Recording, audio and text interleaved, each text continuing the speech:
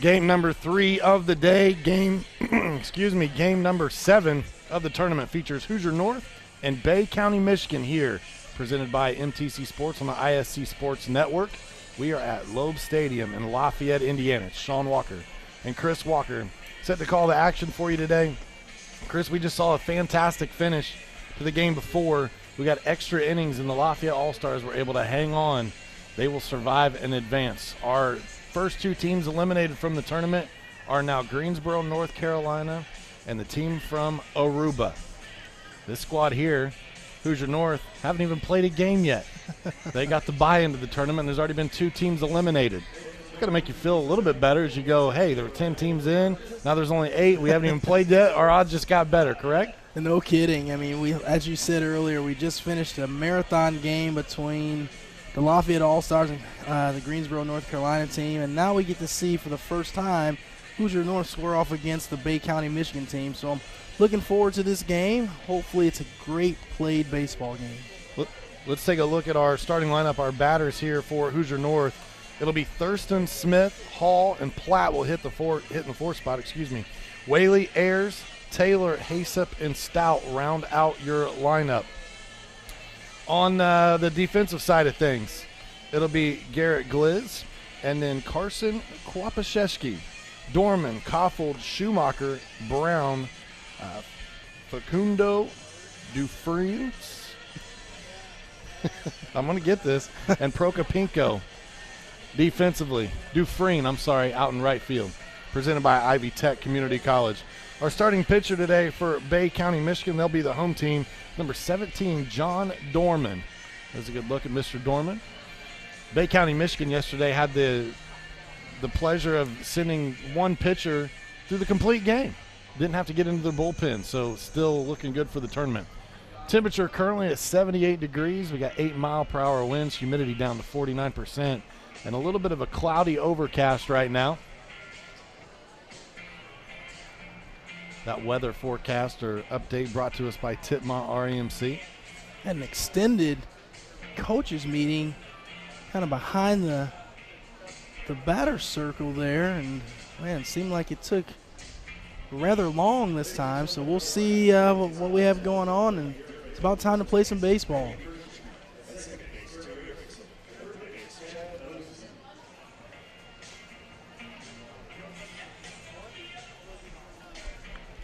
So 0-0 here, top of the first. Hoosier North will be the visiting team, so they will bat first. The winner of this team will move to face California, who got an opening day victory over the Crowley Cajuns from Louisiana.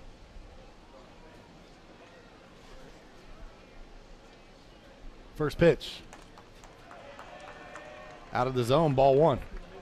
Alex Thurston, the leadoff man here for Hoosier North, and plays his high school baseball at Benton Central. He can really play. Freshman had a really good year for BC. I was told down there by some fans to talk really good about him and to say that his dad's a really good guy. If you notice, the key part of that was I was told to say those things. That's right. I don't know if they're factual or true. I think kidding. they're factual. Seeing quite a bit of the Lafayette All-Star fans that were here earlier kind of stick around and root on this other local team. Yeah, Coach Onyx Avilas and the Hoosier North squad. They're still on cloud 9 right now, I think.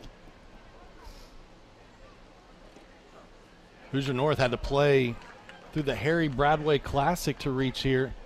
And some tougher competition in that tournament this year. Had a team comprised of a lot of Rossville Hornets. That team competed for a state championship this year in 1A baseball. You know, there's a key phrase that you mentioned in the game before, but this Hoosier North team, I'm telling you, resilient is the word for this team. They just don't give up no matter the circumstance, so they're going to be fun to watch in this tournament. Thurston flies out to left field. There is Dufresne is able to come up with the play out in left field.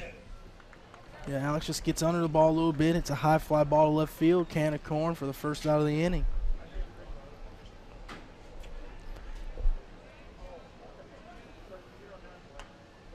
This one slapped off of the hands. That's Could gonna be a tough trouble. play. Comes up with That's it, throws over, and tremendous got play it. there. That's a tremendous play. by the second baseman there, Kwapaszewski. And I'll tell you, Jared Smith got jammed up. That's some jam sandwich right there. Second baseman comes in, makes a nice run-through play. I didn't think he was going to be able to get it out of his glove, but he did. And a really good call by the first base umpire for the second out. Nice play all around. That'll bring up Peyton Hall, the starting center fielder today here for Hoosier North. He's hitting in the 3 spot.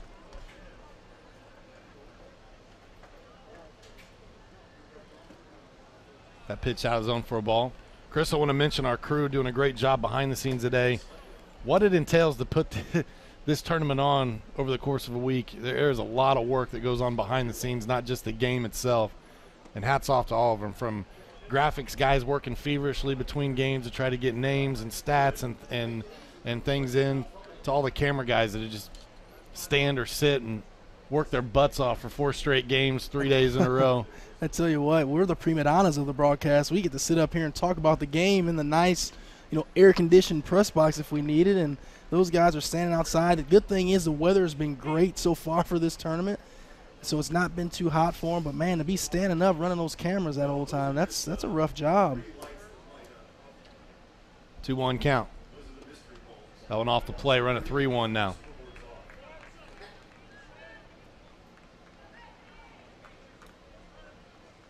3-1 count, 2 outs. I'll be honest, Chris, looking down through here, a lot of time in years past, I've recognized a lot of the names on the Hoosier North squad.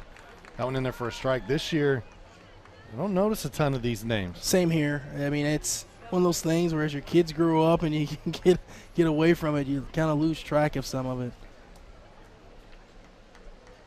This Michigan squad beat Aruba 1-0. Got great starting pitching. This one slapped towards second base. Should be the 3rd out of the inning, and it is. So Hoosier North retired in order.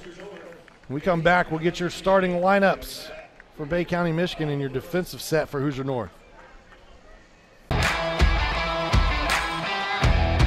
Makes the play in Puerto Rico. The celebration underway.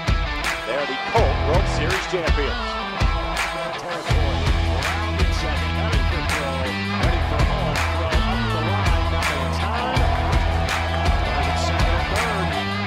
Strike 3 call. Tijuana, Mexico has won the 2016 Colt World Series.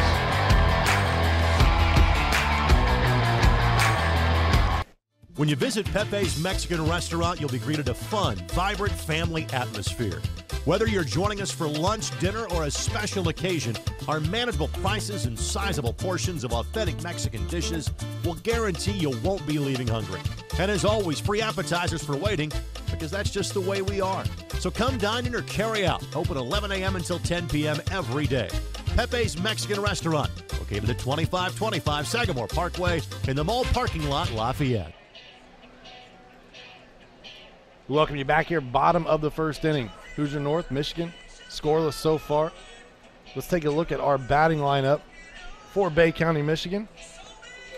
And bear with me on a few of these names. It'll be Garrett Glish, followed by Kwapaszewski, Dorman, Koffold, Schumacher, Brown, Facundo, Dufresne, and Prokopinko.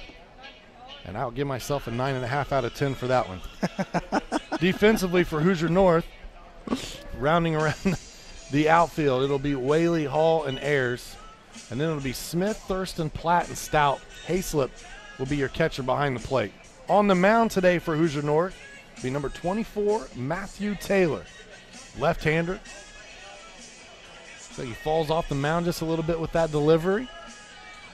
We'll get to see him get the starting nod today here for Hoosier North in their first game of this tournament. Yeah, I saw Taylor throw in the Harry Bradway tournament. I was pretty impressed with him. That's pretty good stuff. So Garrett Glish steps in, starting shortstop. And what was a pitcher's duel in game number 1 with Aruba.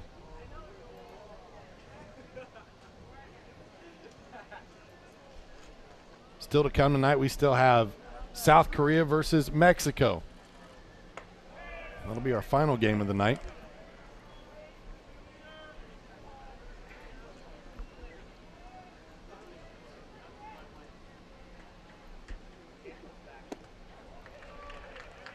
Looks like the cloud cover is settled in, but I don't think any threat of rain.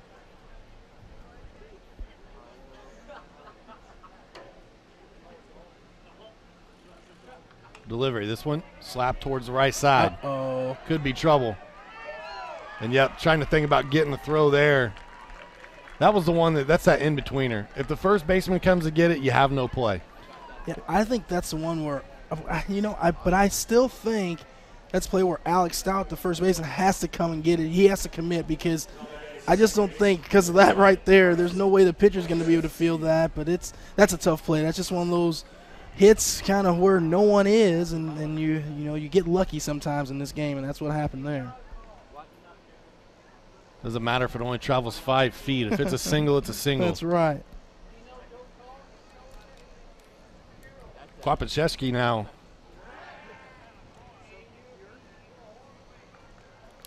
Steps to the dish here for Bay County, Michigan. They're coached by head coach Eric Debo.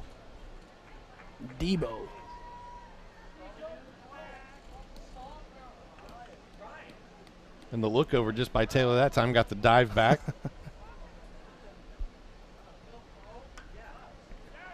It was a good bunt. Almost exact same place that the last hit was put, but they are able to record the out this time. Runner advances down to second. Nice sacrifice bunt there by Kwapaszewski, and I'll tell you, that's a pretty athletic play there by the pitcher, Matt Taylor, to be able to regain his balance and make a strong throw over to first base for the out. Nice execution by Kwapaszewski, but nice defensive play there by the pitcher, Matt Taylor. John Dorman now. Starting pitcher for Bay County, Michigan today, steps in. If I say Bay City a lot today, please forgive me. Saved by the Bell is one of those shows, man.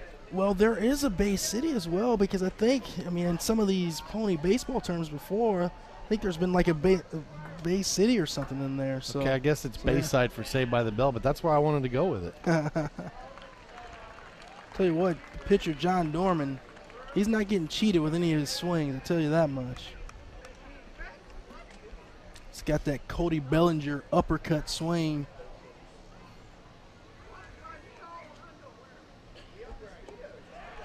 There's a swing and a miss there. His first strikeout of the game for Taylor.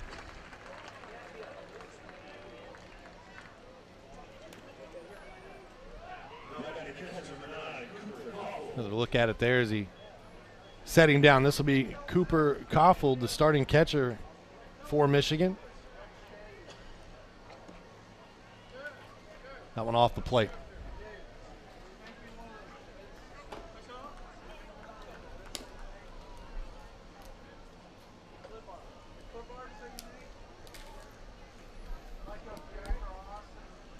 This one nice slaps into left field, and that's going to score a run. That's beautiful.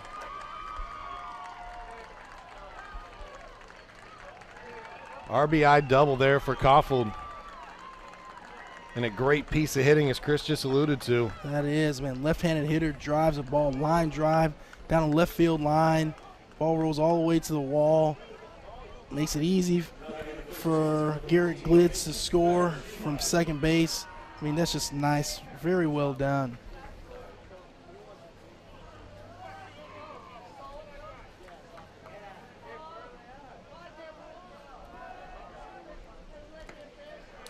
First pitch, out of the zone, ball one. This is Mason Schumacher standing at the dish now.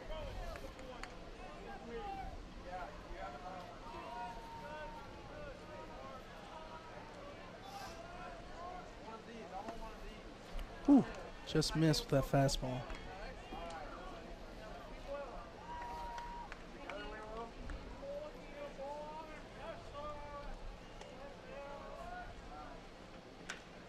Little chopper here towards third. Strong throw across the diamond. Job. Very nice arm there to get the runner in time. Third out of the inning recorded, but Michigan puts one on the board. They lead this 1-0 over Hoosier North. We'll leave you with this defensive play. Power. We all want it. We all need it. It not only lights our homes, but it drives our businesses. It strengthens our communities. It empowers us to make our own decisions, Today, we're giving power to more than 22,000 members. We're a homegrown, locally based cooperative that does something the big electric companies won't: give safe, affordable, and reliable power to rural communities. We're Tipmont REMC, and our members have the power. Pretty special, right? Where else can you get this? No, pretty much anywhere. What? What? Oh, yeah, no, I meant Xfinity On Demand. You get it on all your devices, anytime, anywhere. But yeah, this you can only get here.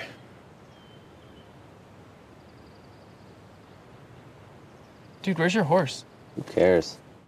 Awesome is having the most TV shows and movies anywhere with Xfinity On Demand. Thomas Phoenix Lawn and Garden is your local Husqvarna dealer.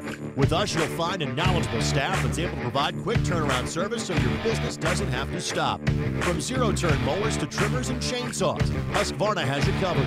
And with the fleet program, the more you buy, the more you get in return. With that kind of stability, you can rely on us for the long haul. Get your Husqvarna equipment today at Thomas Phoenix Lawn and Garden, located at 6292 West County Road 0 in Frankfort. There's a good shot inside the Hoosier North dugout. They trail right now 1-0 early on here against Michigan. Hoosier North will come to the plate. It'll be Tucker Platt to lead things off here for the Hoosier North squad. The host area team that had to play through the Harry Bradway Classic to earn a trip to the Colt World Series. I think Tucker Platt was just part of the PBR Futures games down at Grand Park in Westfield, Indiana. And I'll tell you, folks, that is one of the most heavily scouted and recruited events that you can do as a high school player. I mean, I've been there before, and I've seen every major college coach at this event. You have, Tucker was part of Team Indiana, and you have several different areas of the country that are represented. It is a tremendous event. It's about a 3 or 4 day event. So Tucker Platt played at that. He plays his high school baseball at Logansport. He's a Logansport Berry, their shortstop during the high school season.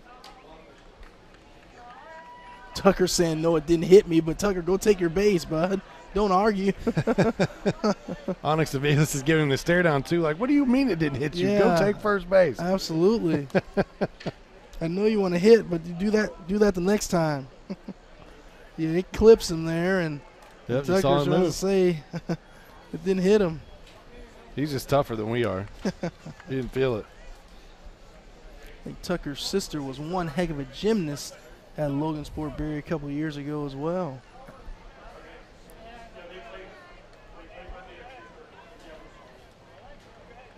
Due up to the plate now is Seth Whaley, left fielder here for Hoosier North.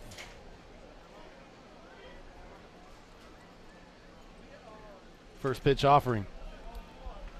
Ball one.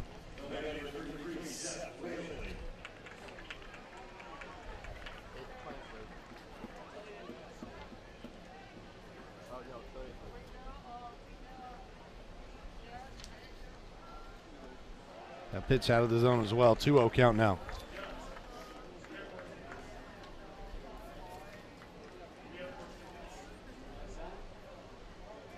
What's for dinner? 2-0, no outs. Runner on first.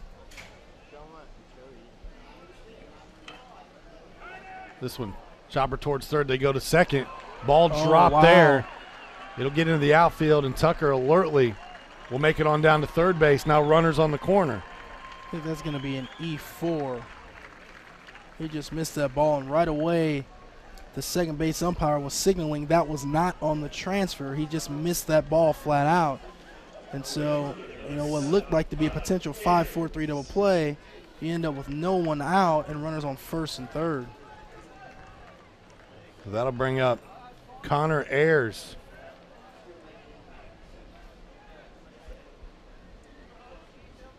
Connor attends McCutcheon High School. He'll be a junior this year.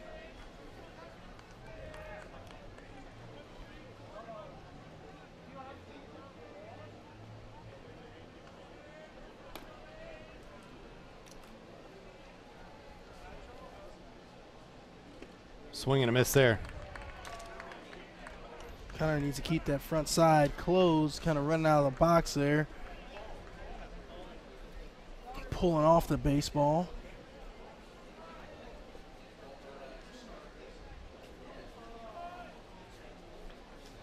1-1 count, no out, down by a run. Good swing. This one hit into the outfield. It will get down. We're all tied up at 1. Base hit that time for Connor Ayers, drives in the RBI. As Platt comes in to score. Stays on that one a little better. Soft line drive into center field there. Driving the first run of the game for the Hoosier North team. So first and second, still no one out.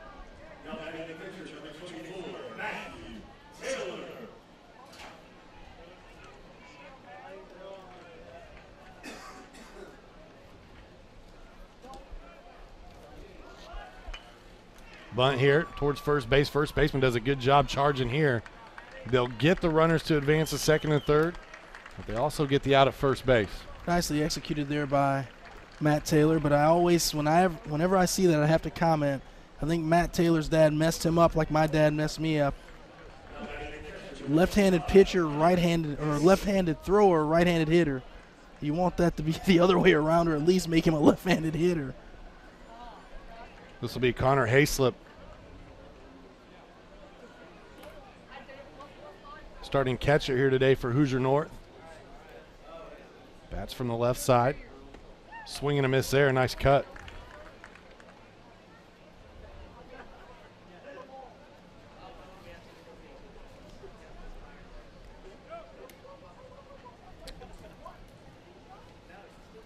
It's been a fantastic day here from the Colt World Series. Yes, Day number 2.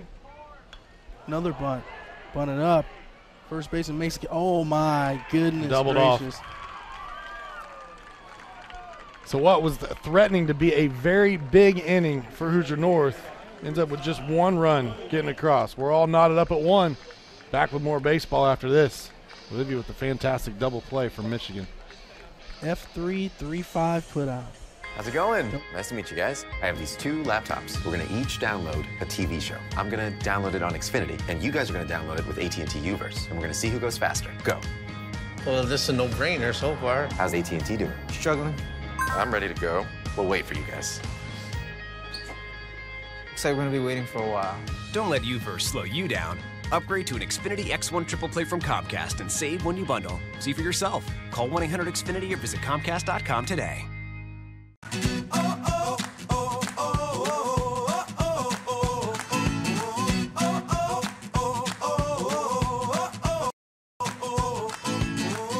on top of the world and now I'm living, and the good just gets better, keeps it giving. Not even close to the end, it's just beginning. Life is getting lighter while the days are getting brighter, yeah.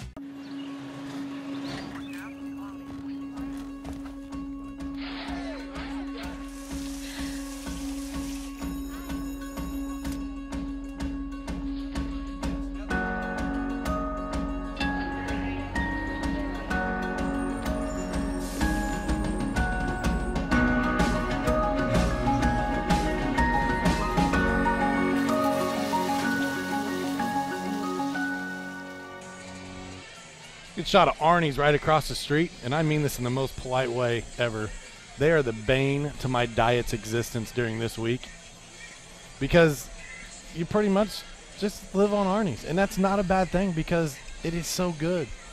It's just not something that my wife wants me to eat twice a day every day, but hey, she's not here right now, so that doesn't matter. I hear you, man. It's when Randy brought up the Arnie's, you know, we couldn't eat enough of that in between during that last game, so it's good stuff.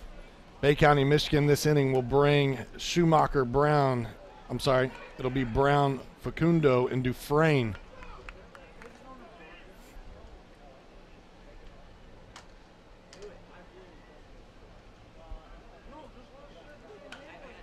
This one fouled away and about got one of the coaches there on staff. First base coach shows some pretty good agility down there getting away from that foul ball.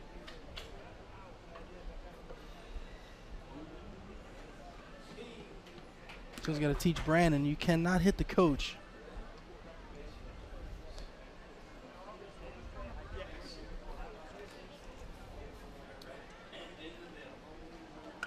This one hit towards the right-hand side as well. First baseman there to make the play. Unassisted put out. Brandon Brown is retired.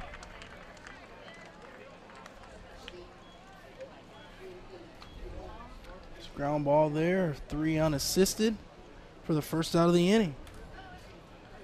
This will bring up Joaquin Facundo. Joaquin. Starting right fielder today from John Glenn High School in Michigan. Fouls that off, may have made it over into the zoo area. I don't remember this being a subject in school, but he says that his favorite subject at school is picking up girls in the hallway. Oh, everyone's got to be the comedian.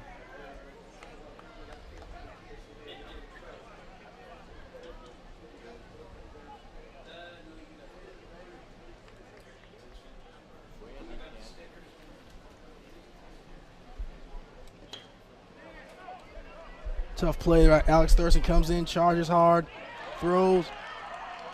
Oh, wow. Still calls him out on that play. Nice play there by the first baseman. Alex Stout has to jump up, make the catch, then make the tag before the runner gets to first base. For the second out of the inning, goes to 6-3 put out. Nice job. Alex Thurston comes in and throws it, but he throws his throw sails a little bit high. See Alex Stout jumps, gets down. Whoa, he may have gotten there a little bit late, but the umpire called him out. 6-3 put out. First pitch to Ethan Dufresne is a ball outside.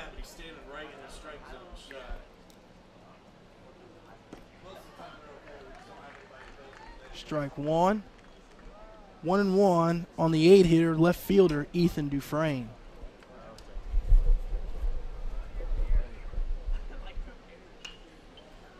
This one ripped towards third base. Thanks for the coverage there. Nice job. Throws over, tag applied. Third out of the inning, and now I'm going to have to cheat off of your scorecard. I do know this. It's 1-1, and we're headed to a commercial break as we leave you with the replay here from the 2017 Colt World Series. Little web gym action. We'll be back. Smith, nice play.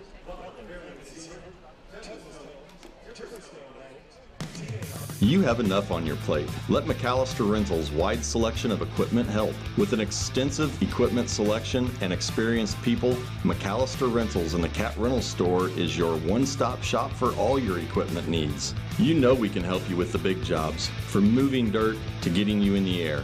But did you also know that we can handle your smaller equipment needs with equipment like generators and water pumps? McAllister Rentals has made its mark with locations throughout Indiana and now Michigan. We pride ourselves on our reliable equipment, fast service, and knowledgeable people. Visit us online today or give us a call. McAllister Rentals, helping build Indiana since 1945. This is the dawn of an old day because AT&T and DirecTV are offering yesterday's technology today. TV from space. As long as it's not too rainy. Or windy. Or there isn't a branch in the way. Welcome to the moment no one's been waiting for. The fastest internet and the best TV experience is already here with X1, only from Xfinity.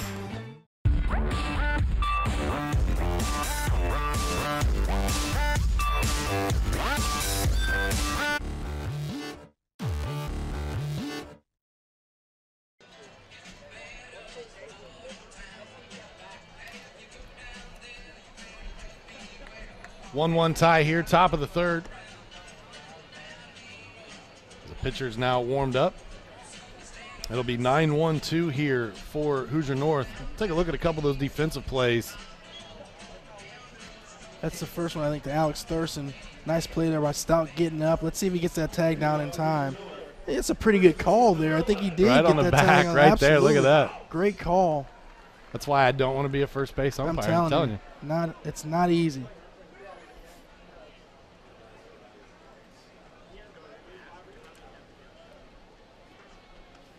This one up and out of the zone.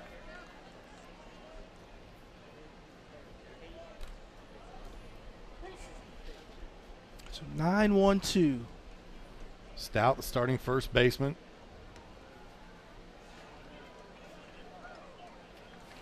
This young man is from Benton Central High School. 17 years old. Favorite player, Manny Machado. Wants to be a biochemical engineer when he grows up.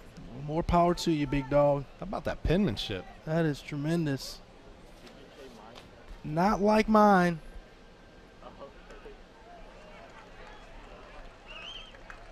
Three 3-1 count now. Stout showing some patience at the plate.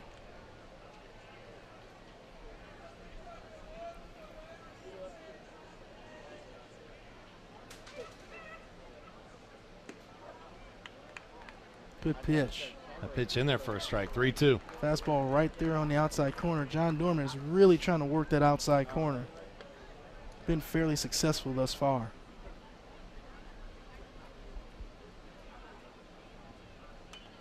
This one fouled back. That was right to me.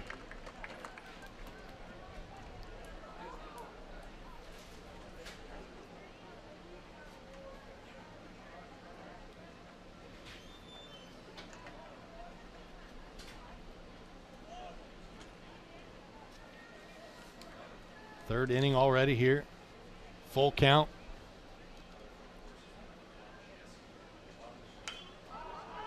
This one popped up in the air.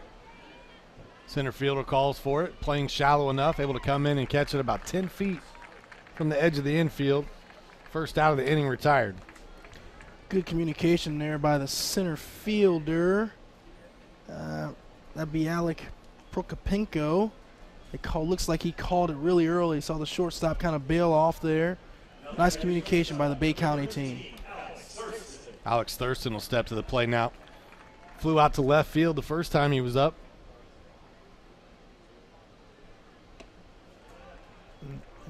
Favorite movie? This pretty much tells he's a baseball guy. Moneyball. And Alex is a guy you want to see definitely hit the ball down on the ground because he can really run. Kid's a good player, good-looking young player. Ben Central's got themselves a good one.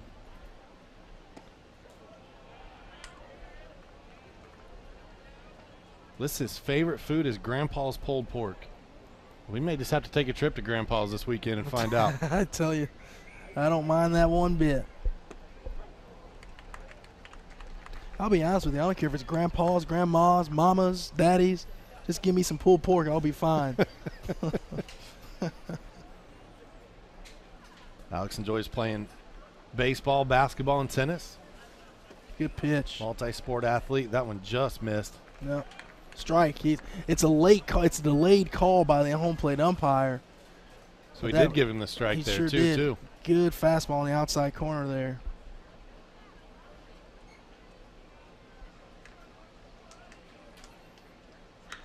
Nice swing. This one hit Fair hard. ball. Fair ball right on the line. Look at Alex run. He's moving. Thurston will come in standing at second base. And put himself in scoring position for that stand-up double. Just a good swing by Alex Thurston. Fastball inside. He gets his hands turned, and, man, he's motoring around the bases there. Nice job by Alex Thurston. That'll bring up Jared Smith from McCutcheon High School, going into his junior year, just 16 years of age. Tell you what, Thurston's going to be a big recruit out of Benton Central. You just watch it. That one took a little bit of an in-between hop there at shortstop. Unable to field it cleanly. You got runners on the corner. Going to have to go down as an E6, but that's one of those tough plays. It's that last hop there. That's why here at Loeb Stadium, you have to try to take every hop out of the ground ball that you can. You got to go get it as soon as it's hit. If you wait and give it an opportunity, that ball will beat you up on this field. Peyton Hall steps in now. Peyton also from Benton Central. We've named off quite a few Benton Central players here for this Hoosier North squad. Yes, we have. I think the pitcher, starting to build a shortstop, program. No kidding. Now Peyton Hall, the center fielder. Man, that's your nucleus. That's right up the middle. Center fielder, shortstop, pitcher. Some good stuff. So man plays for Indiana Nitro. Indy Nitro Summer League.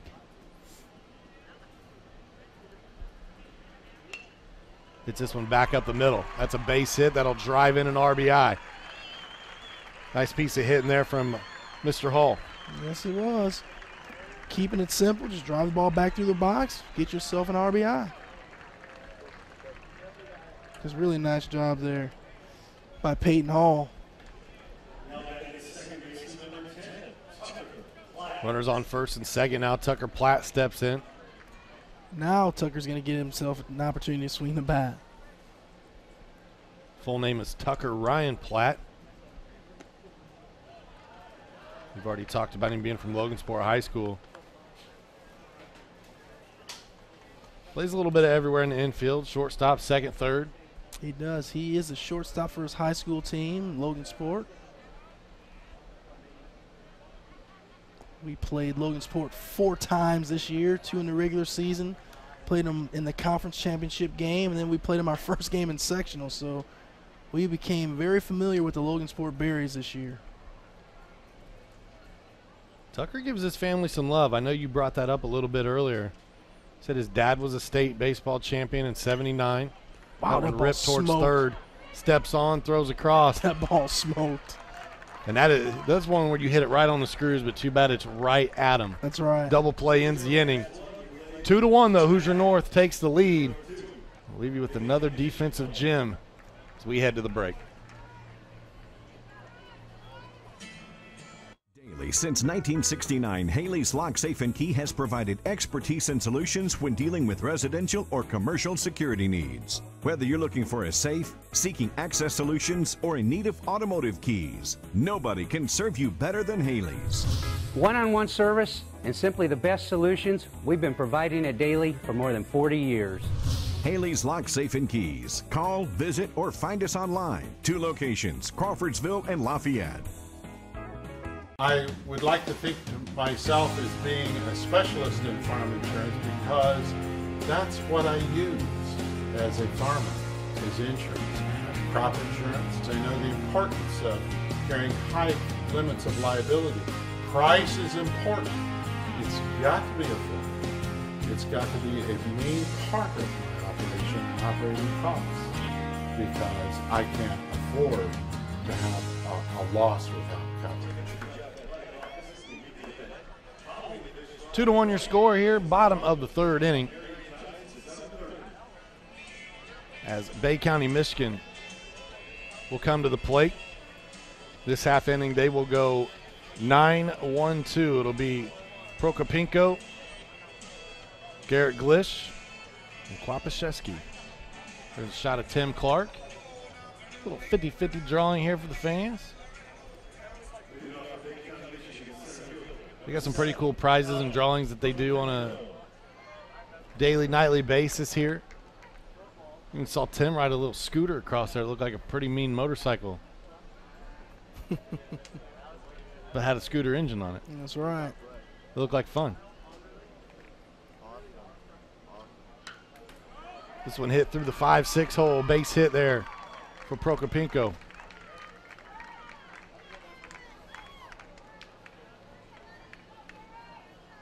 Leadoff man on. Good short swing in the 5-6 hole there. So that'll bring up Garrett Glish. Leadoff hitter here for the squad. Big Detroit Tigers fan. Goes to Bay City Central. So the Bay County kid goes to Bay City Central. There you go.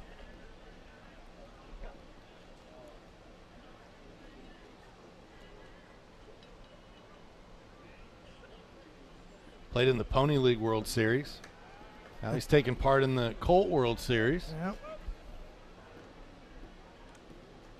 He's a shortstop. Who do you think his favorite player of all time is? And his favorite team is? Doesn't match. It is the Tigers, but does not match. Is he fairly recently retired or? Been out the game for a while. Ozzie Smith? It is Ozzie. Ah, look at that. And my bet is he's probably never seen him play. He's way too young to know who Ozzie Smith is. So that means his dad or someone in his family really liked the Wizard. How can you not like the Wizard? He did a backflip every time he came out. They throw on down to first. They get the play there. Runner does advance to second.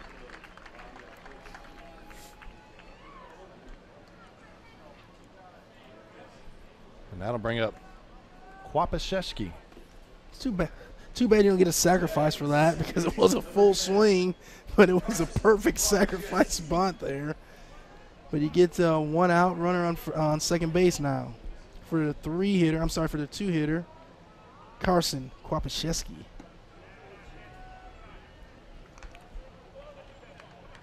Kwapaszewski from Garber High School in Essexville, Michigan. He as well played on that Pony World Series team. There's just a lot of letters in that last name, man. Some of his favorite things to do is he hits this one over to third base. Oh, great nice dig. pick. He'll throw behind, and no. that's the one you don't want to do. That gives up that run here for Bay County, Michigan. You know, it's unnecessary. You know, you don't need to make that throw there because you're most likely not going to get the out anyway. And you overthrow the third base and then you cost your team a run there. I think Alex Stout just doing a little bit too much there. You'll learn from it.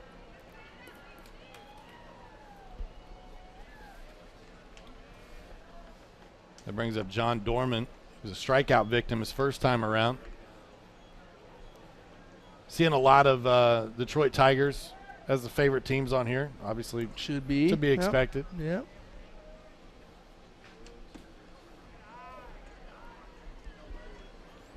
I get it.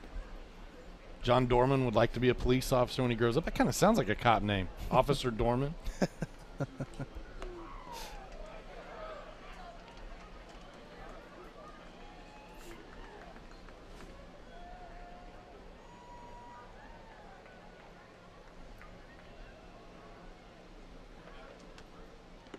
Swing and a miss there. Tell you what, he's not getting cheated.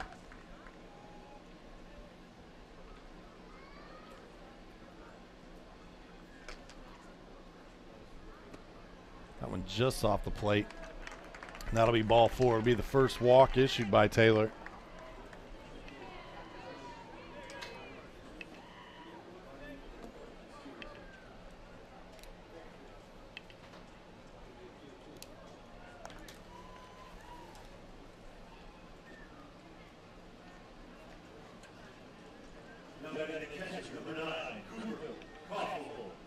Cooper Caulfield now steps in. Cooper, a left-handed hitter as well.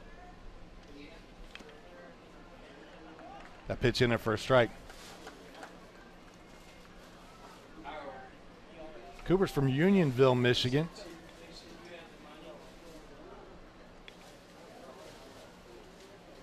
Must be a Steelers fan, though, because he's got Le'Veon Bell and Antonio Brown as his favorite players.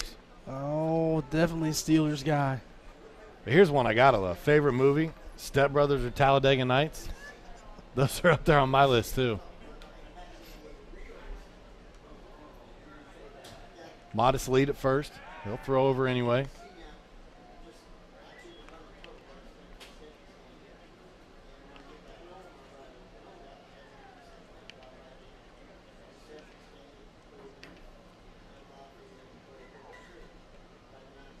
Swing and a miss there. Chris, we've seen it so many times over the years we come cover these games.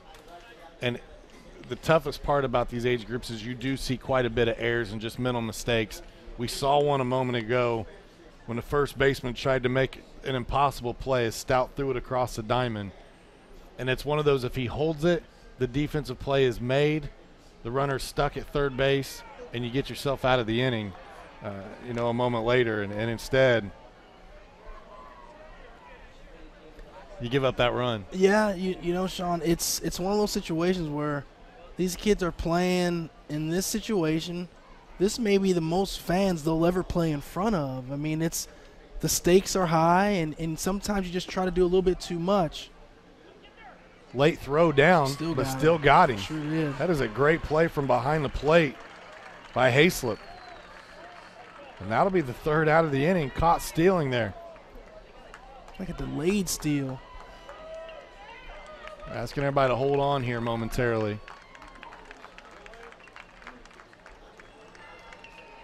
Tell you what, this is Hoosier North team's not going to like this one if they have to come back on the baseball field. It looks like they're going to be called back out on the field. I think that what they've got is ball 4.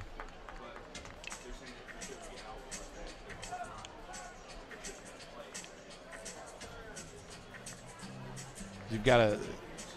You got Cooper Caulfield at first base, which means that pitch would have had to have been ball 4 for him to be there.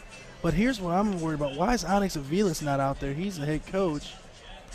All right, now he's going out. He's looking up in the press box. I don't know what's going on, guys. Now they're walking him off. What's interesting is Justin Hartman was the one out there talking with the umpires. Onyx Aviles was not. And Onyx is looking up here. I don't know what's going on, Sean.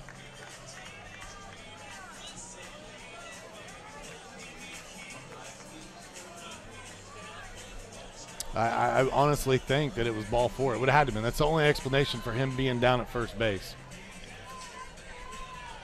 Or a balk. Honestly, I don't know where the count was from before, which is partially my fault there.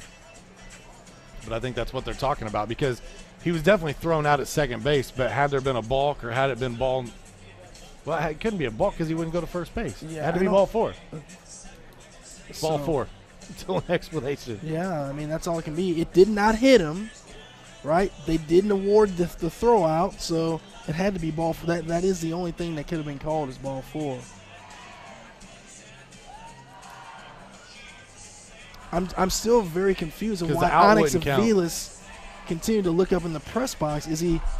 Was something wrong with the scoreboard and he was mad at that because he think the kids were going off the scoreboard? I'm really confused at what took place there. But I think you're right in the fact that it had to be ball 4. That's the only explanation you can have.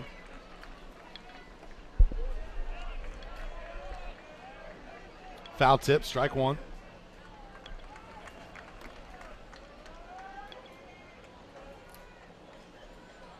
Regardless, Mason Schumacher stands in now. Hoosier North still needs 1 out to get out of this inning. Well, I don't get that. The first base coach, I think, was confused about what took place because he was jumping and he almost jumped into the ball. He was trying to grab it, showing off his skills. Look at him. Man. It's like, I wanted it. Yeah. Now that's an out. There's your 3rd out of the inning.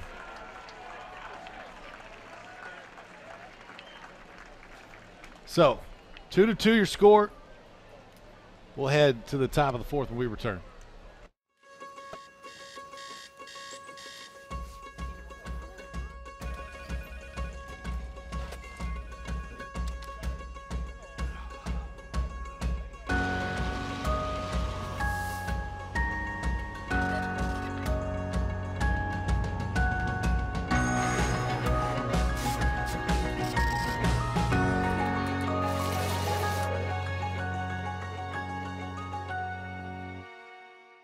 For the end zone, man open.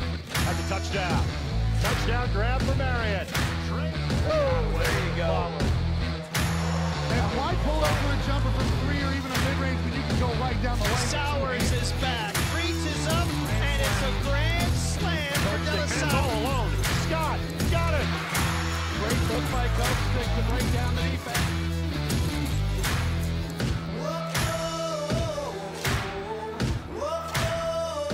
Every business we work with at Haley's has different security needs. As a certified Medico Security Center, we provide the highest quality products with affordable solutions for your business. E-cylinders fit into your existing hardware and are controlled from your computer. Medico Smart Solutions provide options for different employee access levels, patented key control, loss and liability protection. Surveillance cameras protect your employees and your business. Call today for your free business security assessment. Let the professionals at Haley's keep your business safe with locations in Lafayette and Crawfordsville. We welcome you back. This portion of our broadcast brought to us by Ivy Tech Community College. Visit them online at ivytech.edu.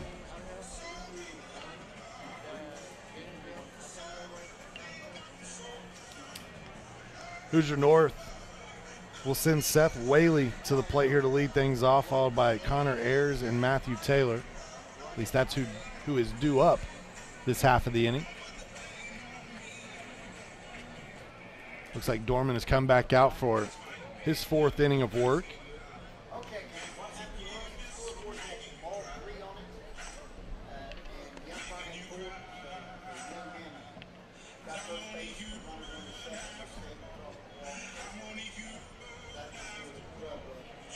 Explanation coming in now from the last play is that it was in fact ball number 4 to Cooper Caulfield, and the confusion down on the field was because the scoreboard in the stadium only showed ball 3. That makes sense, and that's why Onyx Aviles was upset. He kept looking back in the press box wondering what's going on. That is not us, folks. So first pitch here. But I tell you what, man, the home plate umpire doesn't really help you because he's so delayed in the calls at times. I mean, you got to really pay attention.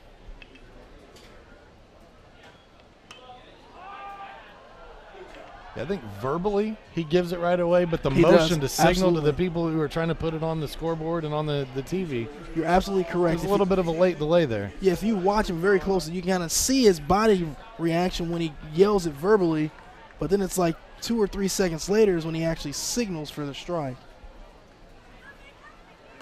Whoever the umpire behind the plate for game number 1 yesterday was my favorite, man. He went about 7 feet to the right to punch people out. Did he have the big balloon chest protector? He did. He usually has that. I know who you're talking about. It was awesome. The catcher's not doing himself any favors right there, man. He left that ball up there forever, and then he dropped his hand. And then he looked to the dugout for help. Yes, he did. That was kind of that's when the coaches asked him, where is it? Where is it? He's like, I don't know.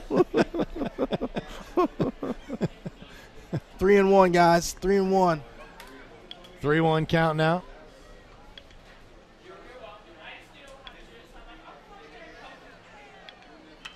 Oh, this one swing. Hit hard to center, but right at the center fielder, camped in the exact spot that he needed to be for that play. Whaley flies out to start the inning. That ball squared up by Seth Whaley. Good piece of hitting, but he hits it right on the numbers, but right to the center fielder. And that there is normally the hardest play for an outfielder to make. Line drive hit right at the center fielder, but he makes a great play on that stage put, and Prokopенko makes a catch. Connor Ayers steps in now here for Hoosier North. He attends McCutcheon High School. First pitch swinging. That one will be caught by the third baseman, and Ayers is retired. 2 up, 2 down. Now Matthew Taylor will step in, starting pitcher today here for Hoosier North.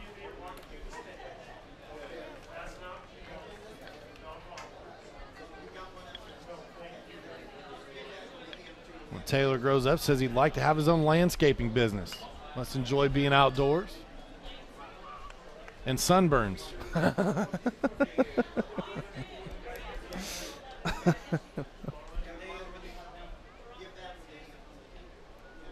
Was honorable mention all conference there for Benton Central. Did that as a sophomore last season. Yeah, Matt Taylor's going to have a good year next year on the mound for BC. Favorite baseball player is Clayton Kershaw. So you can see that. He's a pitcher. pitcher. Not a bad role model there for a left-handed pitcher. The delivery. Saw that one well. Hit over to third base and a nice strong throw from Brown. So just like that, Hoosier North is retired. 1, 2, 3. It'll be 6, 7, 8 when we come back.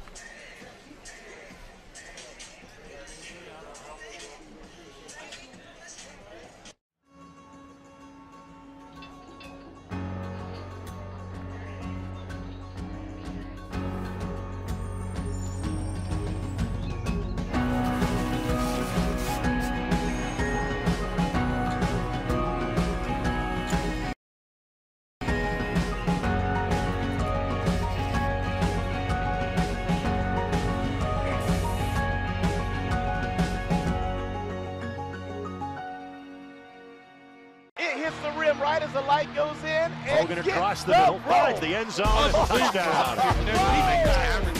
Wow. And are looking to throw this time. Going deep down the field. He's got Fusich. Look at this one again. Time will expire and the Gophers will win. Is on the board. The North wins 10-7. Got a close game. You look at the numbers on the screen, and they're almost identical. 2 runs, 3 hits for each team. Just 1 error for Hoosier North, 2 against Michigan. As we head into the bottom of the 4th, Michigan due up. And I think things are just getting a little chippy on the field between the players. There's some talking going on, and the coaching staffs are having some verbal jabs at the umpires Sean, as well. And I think you're right, and I could be out of line, and I could be wrong about this, but I'm telling you, so this would have been a couple years ago. This may have been 2 years ago. I think when Justin Hartman was coaching McCutcheon 14U team, and they were down in Bay County or Bay City, whatever, Michigan, playing in the World Series, playing to get to the World Series, and they had a pretty heated rivalry against that team. And so my guess is there's probably a lot of similar players on these teams, and trust me, I know this went on for quite some time, and so these guys probably haven't gotten each other. Oh. Right there is a shot to the back, actually, as he ran through there. So the umpire did not see that, and that's what the coaching staff from Bay County is trying to say. Yeah, it's getting a little testy out here, and like I said, I guarantee you there are still some kids that played each other from a couple years ago in that little situation down in Michigan. I know there were some folks saying there were some illegal bats used, and things got really chippy in that during that series, and so who knows? But it's umpires are stepping in and trying to calm things down here. We'll see how this game transpires. Hopefully, because cooler heads always prevail. You want to see the play on the field. That's right. Let that dictate. Let that be the talking. Absolutely. Absolutely. But yeah, and for Matthew Taylor, that, I'm not trying to pick on him necessarily, but that's not something that you want to do in a play right there. That's unnecessary. You're pitching a decent game out there right now. You're all knotted up at 2. The last thing you want to do is get kicked out of a game. Just unnecessary. And you can bet they're going to be watching a lot closer. The umpire just wasn't in position to see what our replay caught there. That's right.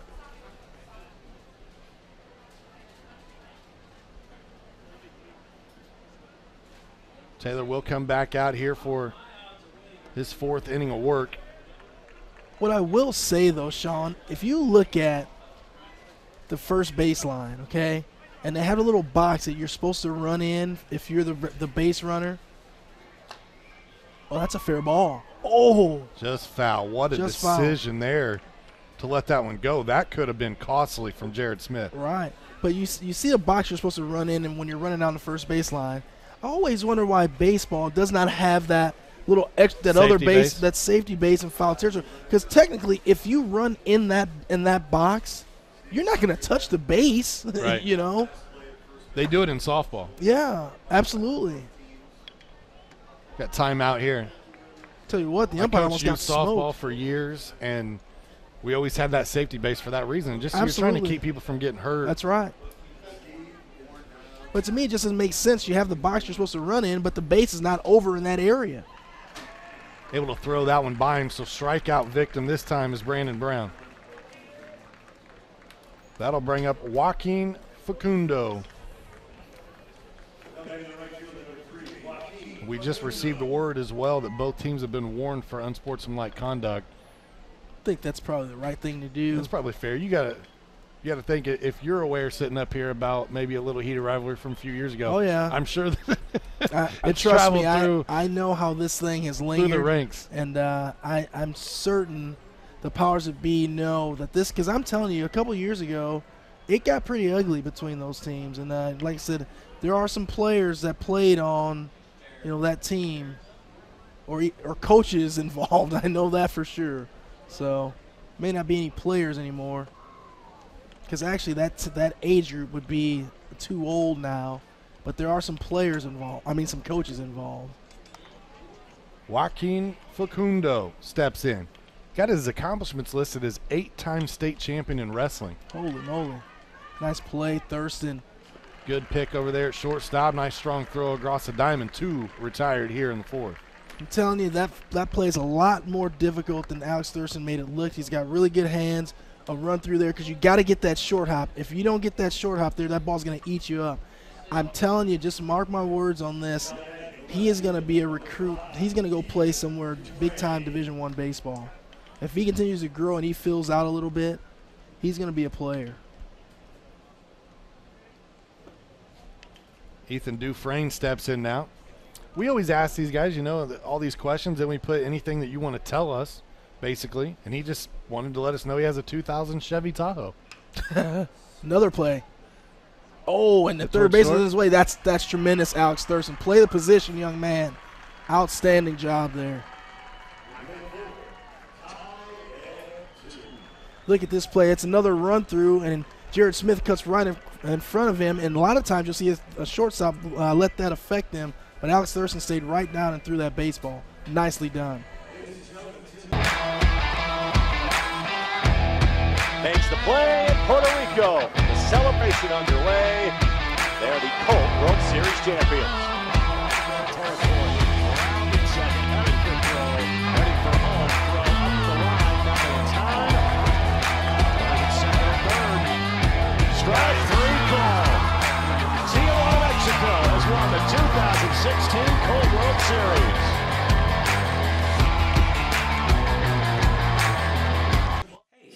Can you help me move? Oh, you know what? I'm stuck at the office. Hi, I'm moving. No problem, sir. You can get your Xfinity services installed on the date you choose or have a self-install kit sent to your new home. Thank you. Finally get some help moving. Call 1-855-MOVE-EDGE today. If Usain Bolt represents Xfinity Internet, what happens when we double the speed on 2 of our most popular plans? Meet his twice-as-fast brother, Usain Bolt. Now stream movies and shows twice as fast. Xfinity, the fastest just got faster. This camera shot actually brought to you by McAllister Cat Rentals, the cat rental store. Visit them online at McAllisterRentals.com. If you need to move some dirt or just get up in the air, hit those guys up online. They got everything that you need. Right now what we need is a run to break this tie. We're in a 2-2 ball game here. Bay County, Michigan took a 1-0 win yesterday against Aruba. They're in a 2-2 deadlock right now, so they're no stranger to close games already here in the Colt World Series.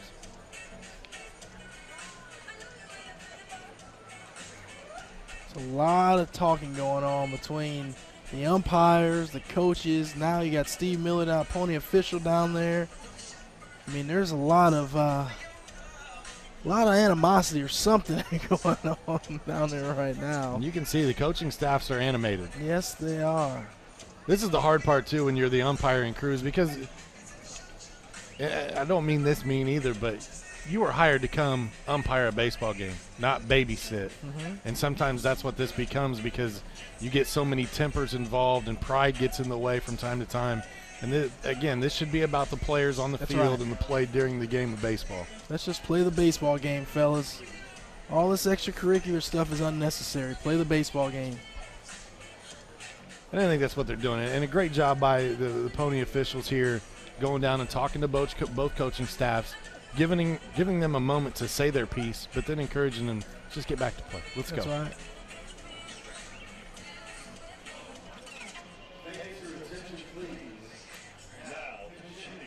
So you got a pinch hitter coming in here.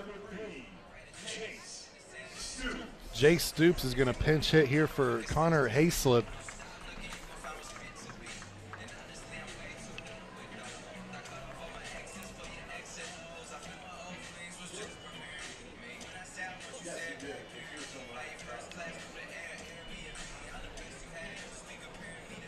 So Stoops will check in here for Hoosier North.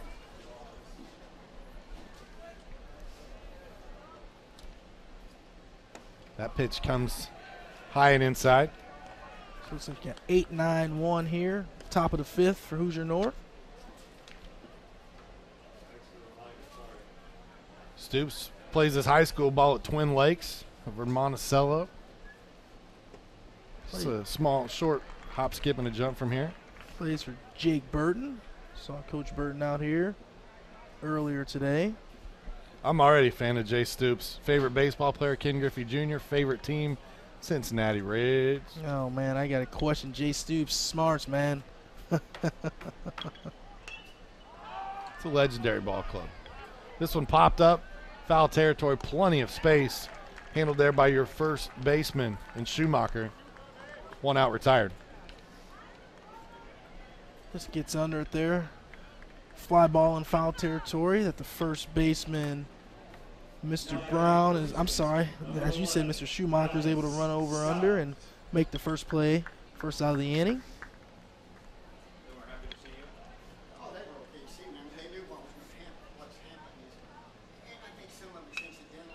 Stout first pitch swinging here. Right at the shortstop. Nice play there by Glish.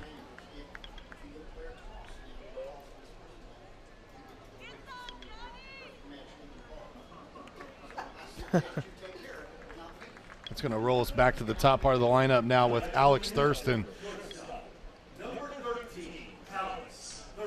Alex Thurston lined to double down on left field line. Line drive his last at bat. Let's see what he does this time.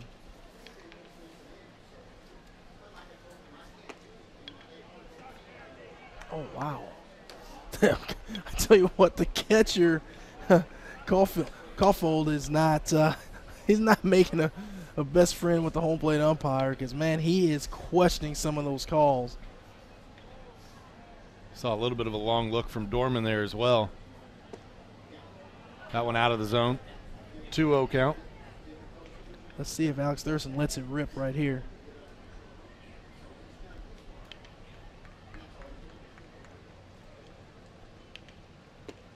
Good pitch. That pitch in there for a strike. 2-1. I think Alex Thurston that time was wondering, was that a strike or not?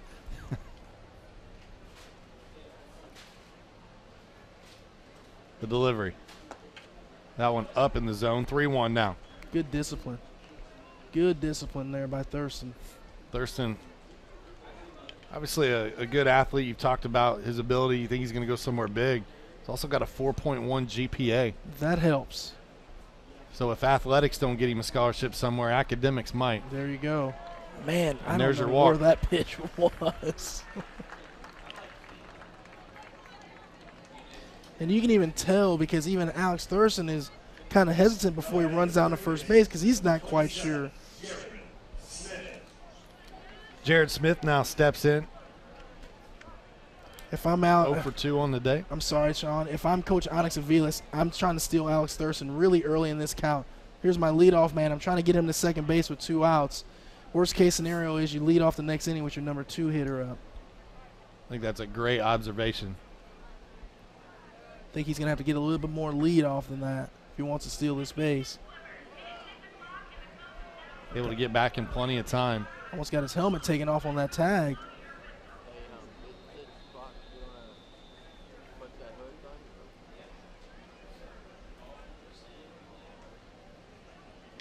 For John Dorman, getting ready to deliver pitch number 56 in this one. That one fouled away down the left side. That'll get out of play. Yeah, if you're Alex Thurston, you really have to maximize your lead off over there at first base. You got to find a way to get to second here. Wonder how much I'd have to bribe Ski Anderson, the PA announcer, to announce that the next foul ball retrieved, they can turn it in and get a elephant ear that they have to share with us up here.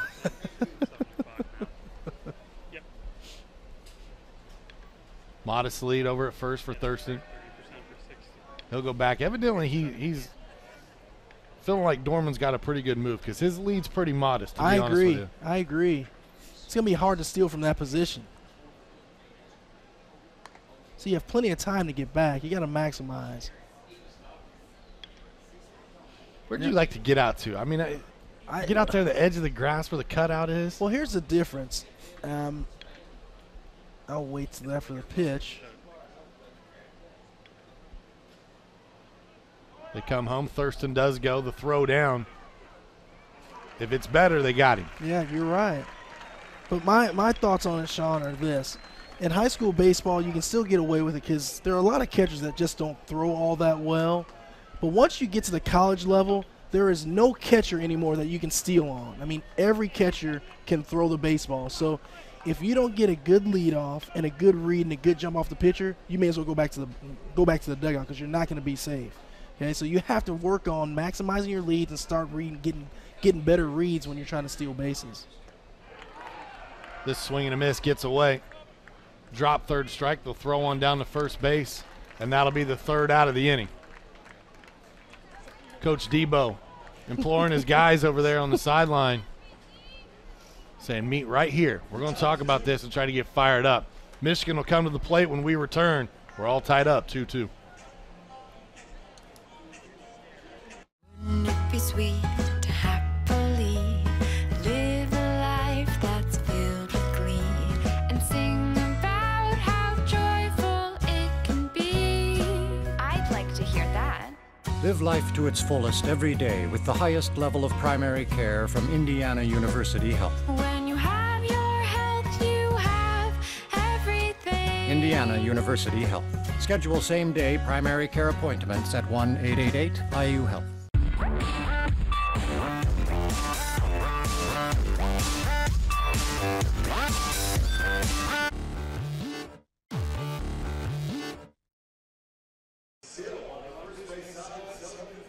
Your score, bottom of the fifth inning. Bay County, Michigan will come to the plate. They will send 9-1-2 there. Here this inning. Well, it's been a really good game from both sides. We've seen some nice defensive plays. We've seen some pretty good pitching. Just a couple of scattered hits for both squads. Maximizing their opportunities when they get on base is really what you've seen from both of these squads so far. That's right. There's a good look inside the dugout for Hoosier North. Some of the reserves there in the dugout cheering on their defense. Taylor's first pitch out of the zone for a ball. Prokopinko steps in for Bay County. Chopper towards third. That'll be a foul ball. Jared Smith's done a good job over there at third base today. He's got a pretty strong throwing arm as well. Alec Prokopinko would love to go to college and wants to attend Alabama. Tuscaloosa. So I suffered a major injury in Tuscaloosa. Well, now we got to ask what? Well, it was self-inflicted. I was mad I was called out on a steal and came back and shoved my helmet in the helmet rack and tore up my thumb, and I missed the next 18 games, out 5.5 weeks. That was a Friday night. Sunday when we flew back into Indy, the team bus dropped me off down on the north side of Indy, had surgery the next morning. Tendon repaired, pin put down, drilled in my thumb, couldn't bend it for 5 weeks. And that hit that I got to get on base was to put me right at 400 for the year. And then when I came back too soon, I just couldn't come back. It was on my bottom hand. I couldn't get the ball, couldn't get my hands through. So you just taught a lesson right there by giving your own life experience. Sean, I tell you what, every team I coach, and we never see strike three on the batter there, but every team I coach hears that story, and I tell them they have to find another way to channel their anger. If I see guys throwing the helmets or throwing bats, that usually doesn't fly very well in my dugout. There's the swing and the miss. Again, nice pitch from Taylor. Taylor doing a good job. Garrett Glish steps to the plate. 1 for 2 on the day. Yeah, let's just say Coach Doug Schreiber at the time was not too happy with his leadoff hitter at the time when I did that. And I don't blame him. Oh, that's a fair ball. That one right down the line. And I think that one kind of bit Smith there. Not necessarily that he could have made a play, but maybe been able to knock it down. That'll be a double for Glish. I like that throw behind by Alex Thurston there. Wow. Oh, my goodness. And he came off the base. I tell you what, I think he was definitely safe originally on a throwback, but he came off the base. I think he kind of took it for granted, and I think they tagged him again. I think he may be called out. If they ask for help, he may be called out. Let's take a look at it here. We've got an angle that'll show the end of this play here as the runner comes around the base.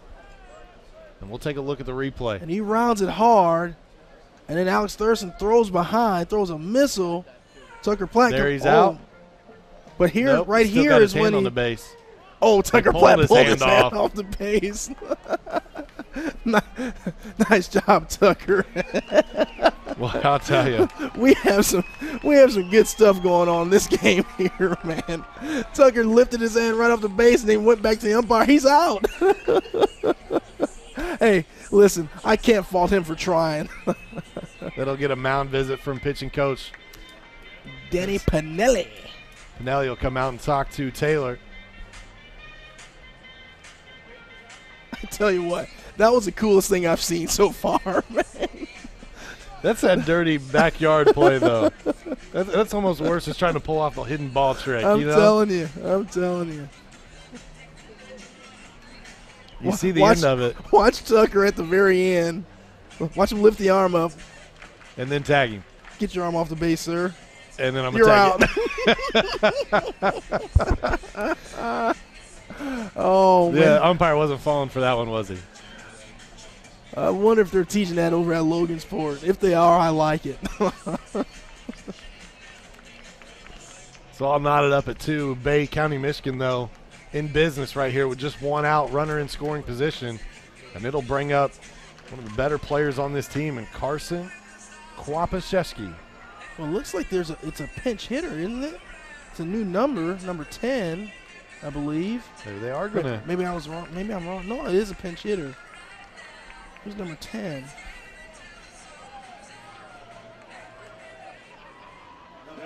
No, you know what? I'm sorry. It's my handwriting's so bad that it's still the same guy. I was believing you for a minute. That is Carson. This one, hitting the left field. Running out of real estate is the left fielder in Whaley. But in my defense, if you look at the scorecard we were given, that almost looks like a number 6 as well, right? Because I had number 6 on mine the whole time. But I guess it's a 10. But before I don't want to shortchange Garrett Glish there. I mean, that was his second hit of the game. That double was smoked down the line. So he's 2 for 3 on the day. He's got a single and a double.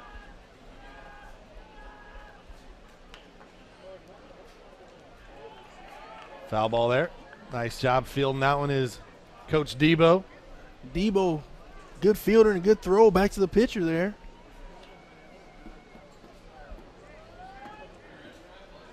Especially considering he's not warmed up at all. I know. He just fired it back.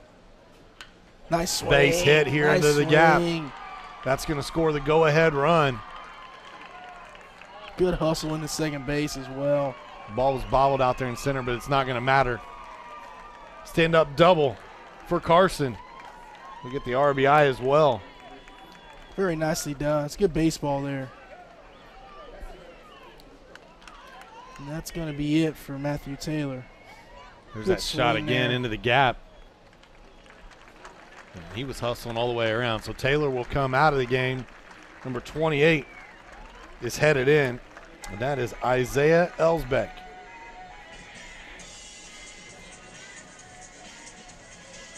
So the numbers for Taylor are this: 4 1/3 innings pitched, 4 hits, 2 runs, 1 run earned, 4 strikeouts, 2 walks. Through a total of 60 pitches over 4 1/3. That's not bad. That's a pretty decent pitch count.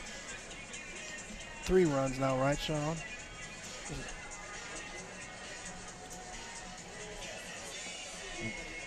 I'm going off what I'm seeing online, and I'm seeing 2, but they may have.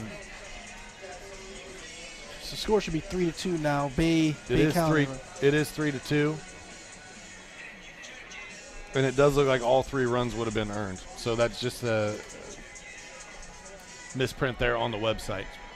Isaiah Elsbeck for Hoosier North will come in a relief effort here.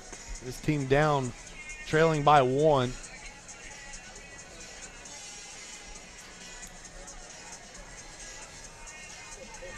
He will inherit that runner at second base, and we got some dancers out there. I'm telling you, man, they're using some that Bay platform. County fans. They're using that platform for full ability. They're getting down up there. Got some more waves going on. Yes. The young ladies there. Somebody loving on some Cody right there. Got a pretty good crowd here these last couple of games. Michigan getting some good fans traveling down. A lot of Bay County shirts there behind their bench and in that side of the stadium. Brings up the pitcher here, John Dorman. It's always fun when teams travel well. Ooh. This one gets away. That's going to be a pass ball there. That one's got to be caught. Hayslip mishandles that one behind the plate.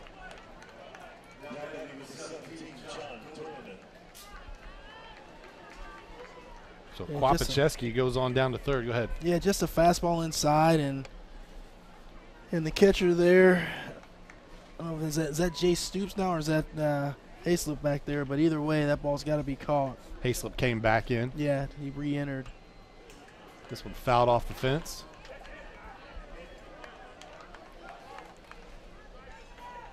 It's Dorman, the pitcher here today for Bay County.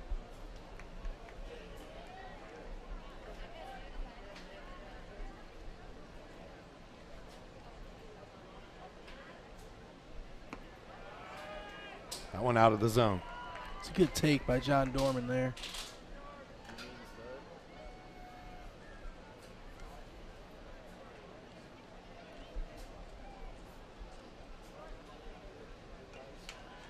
Fouled away. Isaiah Ellsbeck tried to get him back door there, but he's able to lay off. And now we have a 2-2 count. Fouls that fastball off.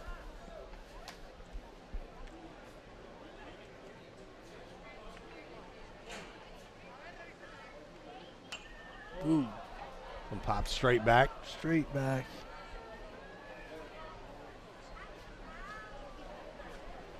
Dorman battling here in this 2-2 count. It's a good shot at Hayslip.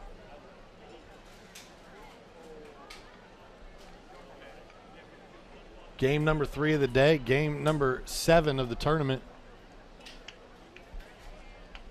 Oh, good This swing. one hit hard. Good swing. Gets past the center fielder. Dorman was going to, but he slipped coming around first base and will have to retreat. Yeah, I think first base jumped up and caught John Dorman there as he was rounding first, so he's only able to get a single, but that ball is drilled out there to center field, gets an RBI out of it, so really good at bat there by John Dorman, helps himself out. Gotta love when you help your own cause as a pitcher. That's right. Now 1 for 2 on the day with an RBI. This will bring up Cooper Koffel. He's 1 for 1, got a double and an RBI. Also reached base safely via a walk.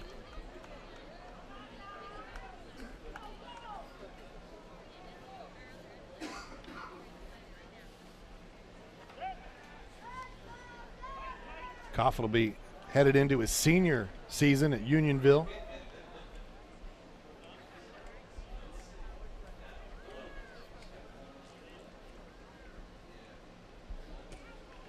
Good spot, just off the plate. Does not get the call.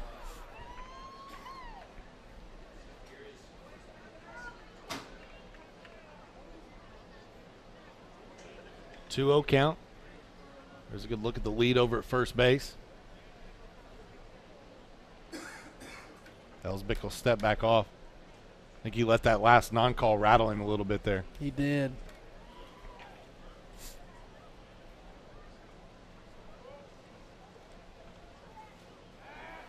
They throw over to first. Back in time.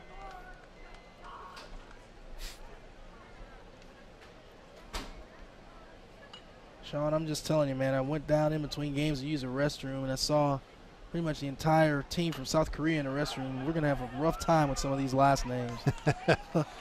They throw on to second. Whoa. That is a force out at second base. And Onyx Aviles is upset now. Oh, he's really upset. He is really upset.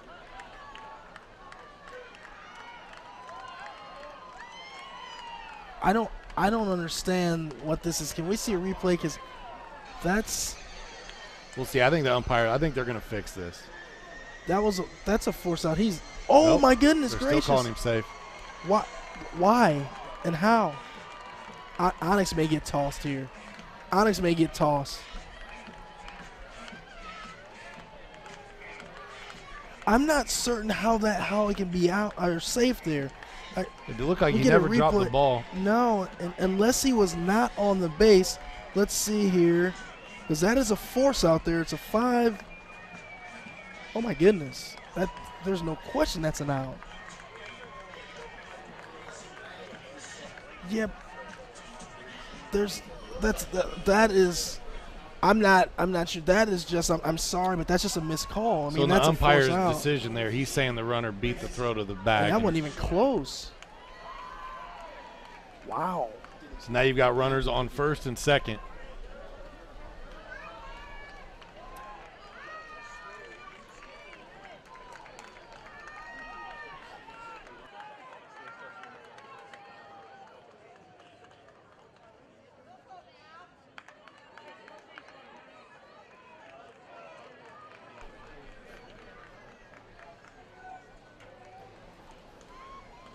So runners on first and second.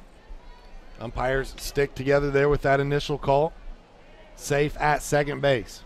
4-2 your score, 1 out. Check swing there, but he went around. I was going to say, don't even go down for the call there. He definitely went all the way.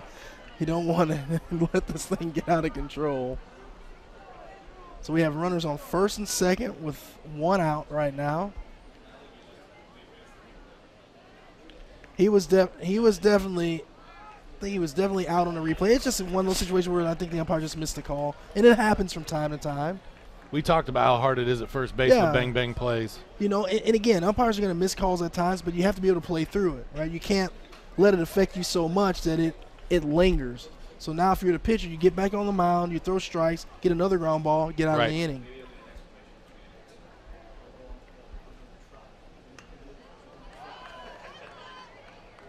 That one fouled away. That's the hard part about a team, and I know Hoosier North's played together through the Harry Bradway Classic, and a lot of these guys play on teams together, but this is where, you know, a team like Michigan or the other teams that played through their zone tournaments to get here, they've kind of had a little more time to gel. Somebody's established himself probably as a vocal leader. That's true. Where right now, you know, you could melt down very quickly if you don't have that voice out there on the field. This is a fly ball that's snagged out in right field. And that's where you need that person right now to just go to your pitcher in Elsbeck and say, it's okay. That's right. If we get the third out and nobody scores, it doesn't matter anymore. Right. It was just a missed call and it's over. You know what? And to be honest, Sean, even if they score again, you can't let it affect you. There's still ball game left to be played. Sure. You gotta be able to put that behind you and play the baseball game. And I'll tell you what, I'm gonna look another coachable moment here. Isaiah Elsbeck has to make sure he has a job to do. Even after he pitches that ball, he's got to get behind the third base and then block the backup just in case that ball's overthrown.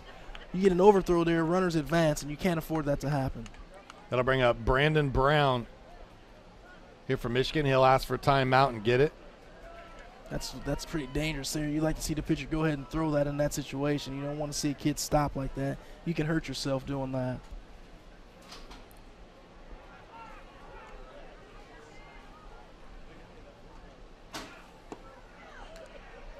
That pitch out of the zone, ball 1. I don't like the body language right now from Isaiah Elsbeck. He's kind of begging out there for pitches, and I'm telling you, as I say all the time, umpires are human too. They see you doing that, and that's showing them up. And if you think you're going to get a close call when you're doing that to the umpire all the time, it's just not going to happen.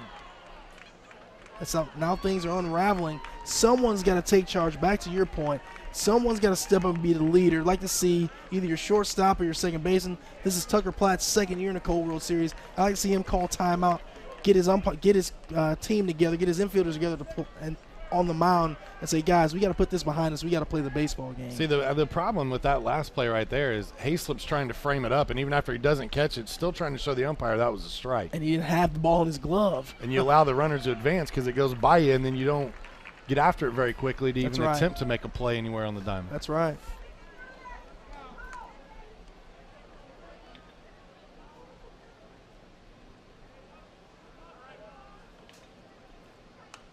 This one fouled away.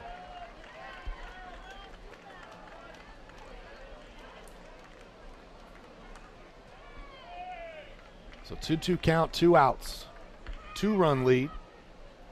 2 runners on base.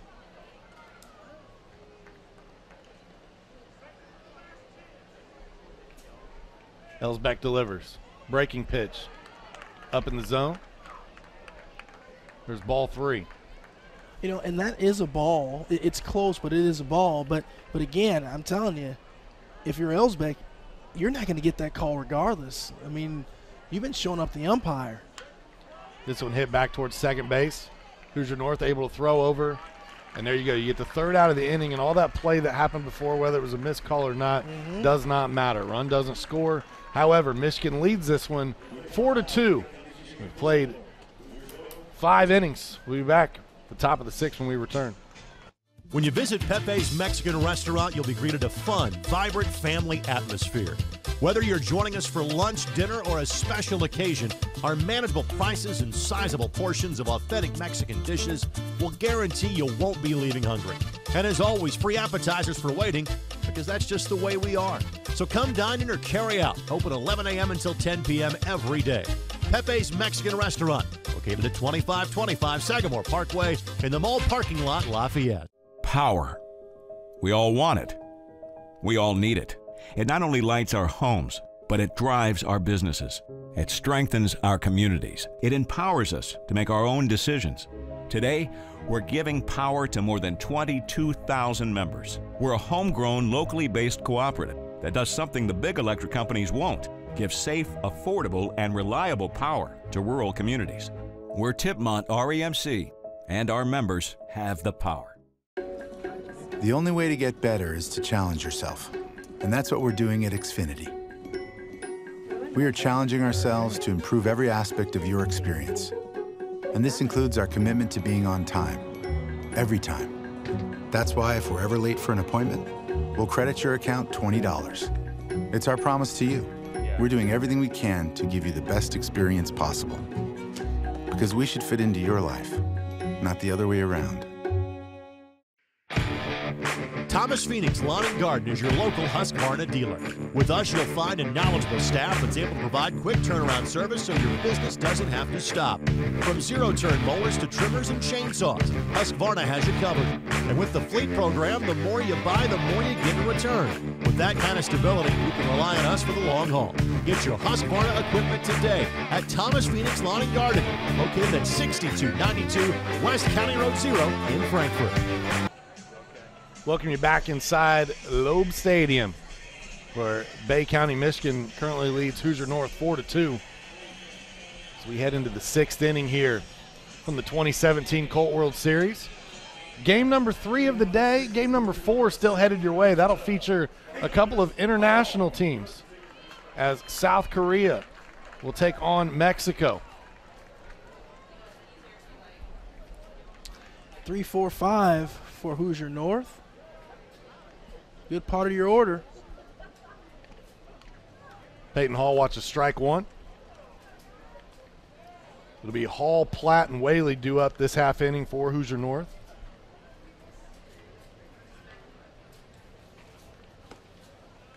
Wow. That one looked pretty close as well. That's a good pitch.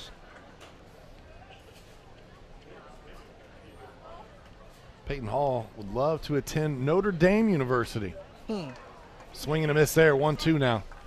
Had to be talented and have some very good academics to do that. 3.9 GPA. There are a lot of kids that get really quickly eliminated from contention at Notre Dame due to academics. That one out of the zone as well. I think now Dorman is kind of begging a little bit for some strikes there, but just stay around the plate. You'll eventually get the call.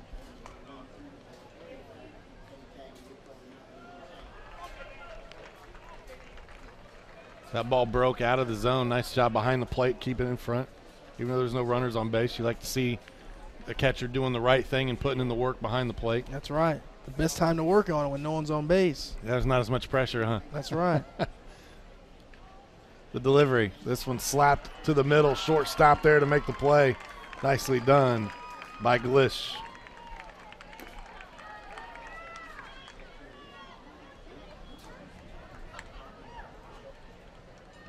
So line drive gets a bat hit out. Line drive there to the shortstop. And Glish is able to put that away for the first out of the inning. Nice job filling the position. That'll bring up Tucker Platt. Tucker Platt hit into a 5 unassisted double play. So he had 5 ground ball at third base, and he stepped on the base and made a strong throw over to first for the double play. But I'm telling you, that ball was absolutely smoked by Platt in his last at bat, and so was that one there. That one hit hard. If that's fair, that's trouble. That ball it is. smoked. Up against the fence, one hopper, and Platt's in there with a stand-up double here for Hoosier North. Nice piece of hitting by the cleanup hitter for Hoosier North. Yeah, it just got a pitch inside, and he dropped the bat head and hammered it. One hops the wall in left field there for a double. Runner on second base now with 1 out.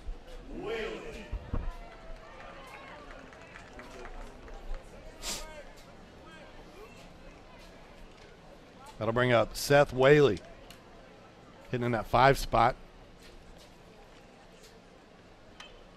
This one popped up. Better hope that Could one be gets out enough of play. real estate, and it just caroms off the top of the fence. Whaley's a Chicago Cubs fan. That's a smart kid. Probably a lot of those these days with the recent World Series victory. Don't give me your mess. Man, oh man. Although you are right.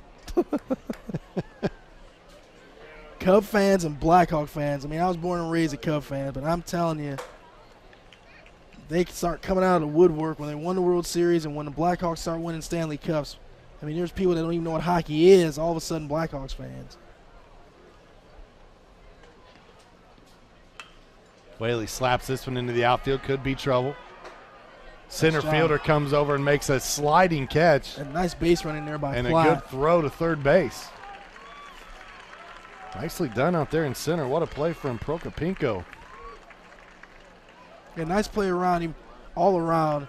Center fielder Prokopinko runs over to right center field, makes a sliding catch, gets up, makes a strong throw to third base. A really good base running there by Tucker Platt, who tags up and advances to third because, you know, people say it doesn't make much difference to get to third base, but if you get a pass ball now, that becomes a run.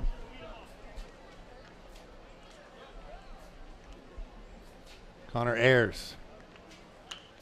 It's going to be tough. Going to be real tough. Going to be tough here. Safe. And Ayers legs it out. Infield hit, RBI.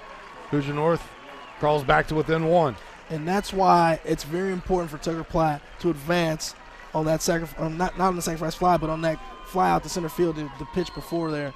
But Ayers, being a left-handed hitter, hits a slow roller that the shortstop has to range over in the hole on, and that's just going to be a tough play to make. Nice job there by Hoosier North to find a way to get a run in this inning. Now we'll have a change in the lineup here. As Ellsbeck came in to pitch for Taylor, and now their spot in the lineup has come up. We'll get you that change here momentarily. It's going to be number 22, which is Tanner Dold. Tell you what, man, I've watched this team a couple years now. I think Onyx Aviles, Justin Hartman, Danny Pinelli, they do a really good job coaching up this Hoosier North team. I mean, these kids usually play pretty fundamentally sound baseball. They take the extra base when they need to. They do things the right way. It's been pretty fun to watch. So the tying run to first base. Tanner Dold will come to the plate. 2 outs here in the inning.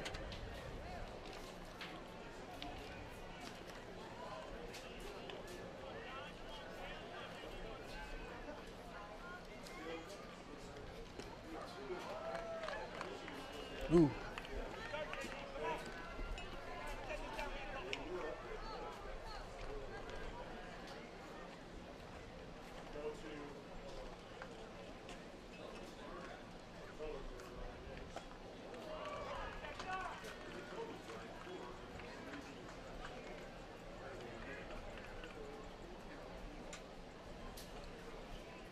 One and one count here on Dold.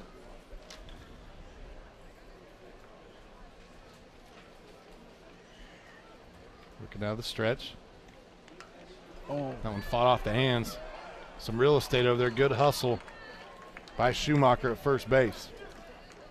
Great hustle by Schumacher, but man, Tanner Dold got jammed up right there. Better mix in some barrel.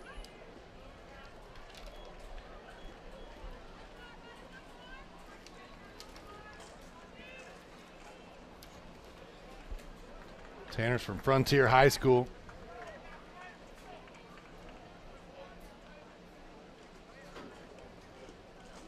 Loves a little Italian food. He's going to ask for a timeout here. And that's a really late granted timeout there by the home plate umpire.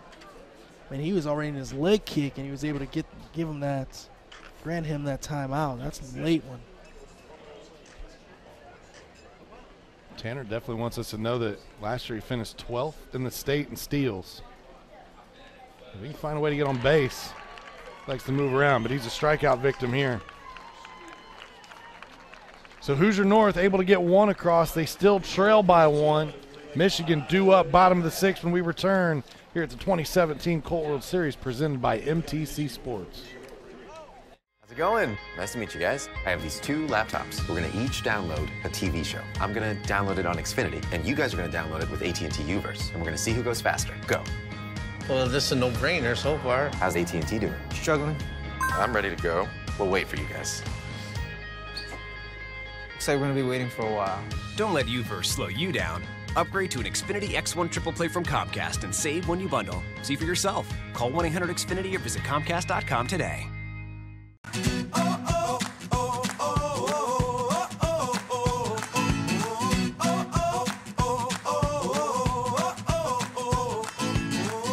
on top of the world, now I'm living.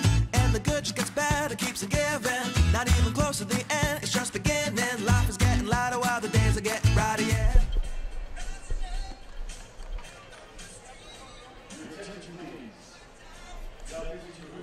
We're back. 4-3 your score. That's a good look at Schumacher down in the bullpen warming up a little bit here for Bay County, Michigan. Got a new pitcher for Hoosier North as well. It's Tyler Vernado. Number 2 there for Hoosier North.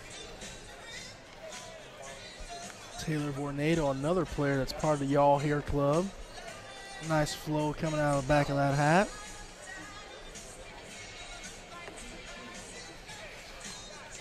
He shares the same similarity as one of your kids, loves Dansby Swanson. Oh, yeah, he would like my middle child Jacob sporting his Atlanta Braves Dansby Swanson jersey today.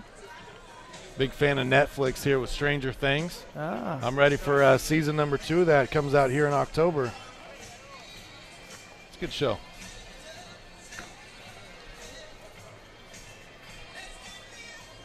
Good look at the crowd taking in the third game today here from Loeb Stadium.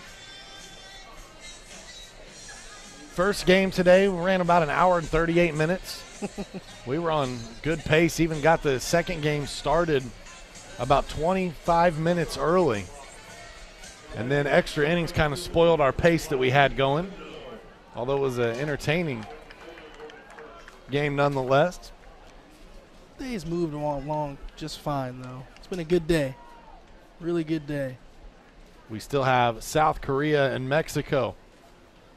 That'll be our nightcap here tonight. Joaquin Facundo will lead things off here for Bay County, Michigan.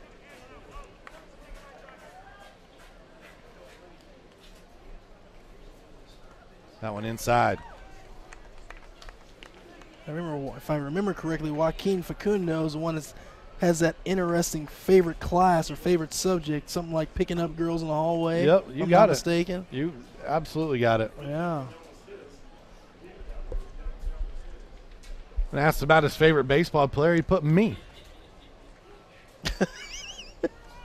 You as in Sean Walker, or me as in just Joaquin Facundo? Yeah, him as himself.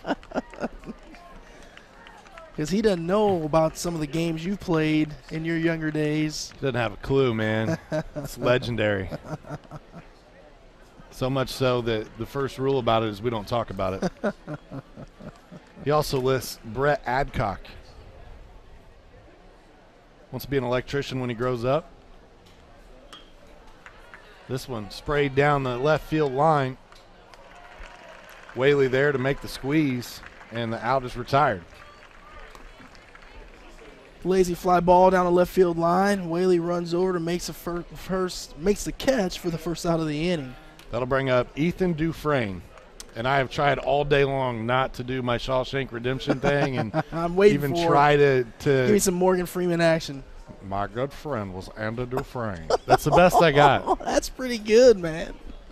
That is pretty good. Actually, Dufresne does not come in here. We got a pinch hitter. Man, they messed us up. It's Max Tomczak. I don't think I've seen the last name Tomczak since, what, some football fame. Mike Tomczak, right? Bears quarterback. Yeah. And I think that's spelled the same exact way. Wonder if there's any Gotta relation be family. there. Gotta be. Wonder. Let's see if it's listed. I'll dig through here. I'll find this momentarily. You got to find that. So Tomczak steps in. Was Mike Tomczak number 18 or 12 or something like that? I can't remember.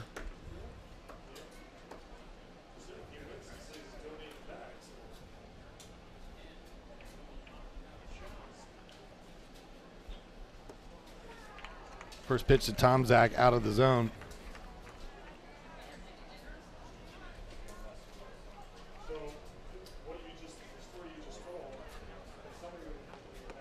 That pitch out of the zone. Good you know, pitch. I'll tell you what. A strike. Ooh, that was strike a there, late delayed call. Yes, it was.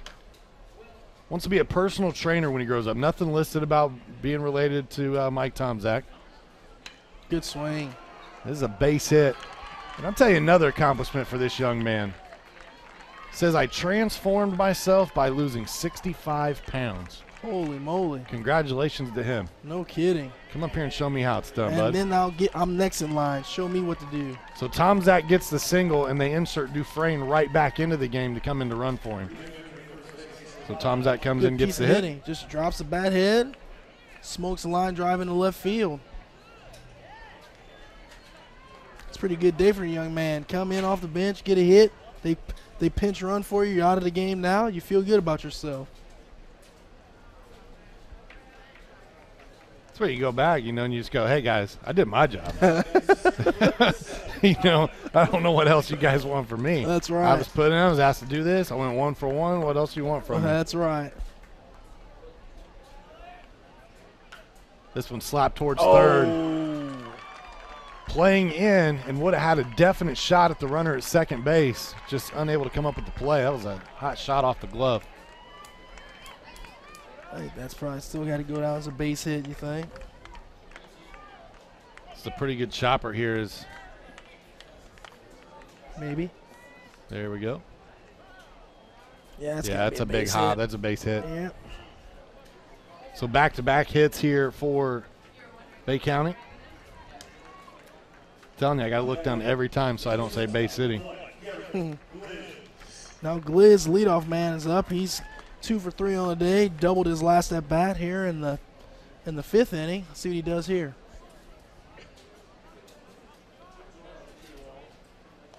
Oh, this one gets away from the catcher, and once again, that's on the catcher. That's a pass ball there. I agree with you. That's 2 or 3 times now that we've seen Hayslip. The ball goes right into his glove and gets around him. Just a little lack of concentration at times there. You got to stay on that ball to make sure you follow it all the way into your glove. So now that ground ball double play is kind of taken out of the equation. At least for now. Oh, great bunt, putting it down, and nobody's in position to cover first base. That is beautifully done. I think that was more of a safety squeeze than a suicide squeeze.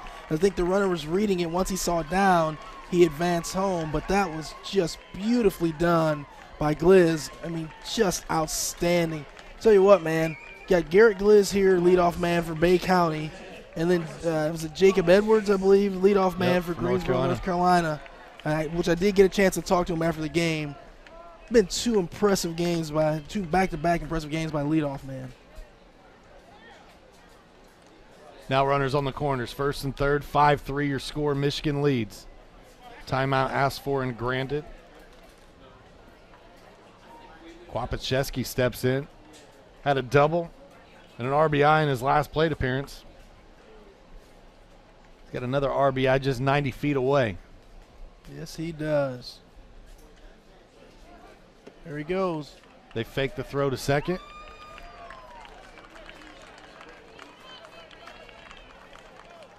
You know, if I was Carson, I would take that song, what is it, Guap? Do the guap, guap, guap, guap. And I'd get it remixed, and that'd be my walk-up song when I was coming to the plate. How do you know he didn't do that for high school this year? Guap, guap. Oh, man. That's what happens when you call 3 straight baseball games in a day. That's right. Another great bunt. And once again, the second baseman. Oh, whoa. Oh, he's calling him safe. Wait. I thought he originally called him out, but then he threw up the safe sign because he was safe. I think he was safe because there was no tag. It wasn't a force out. You have to tag him. We're still trying to figure out what the call is here. He called him safe. He originally called out, but then he said safe. And oh, this is gonna be it. This is it. This is gonna be it for Onyx.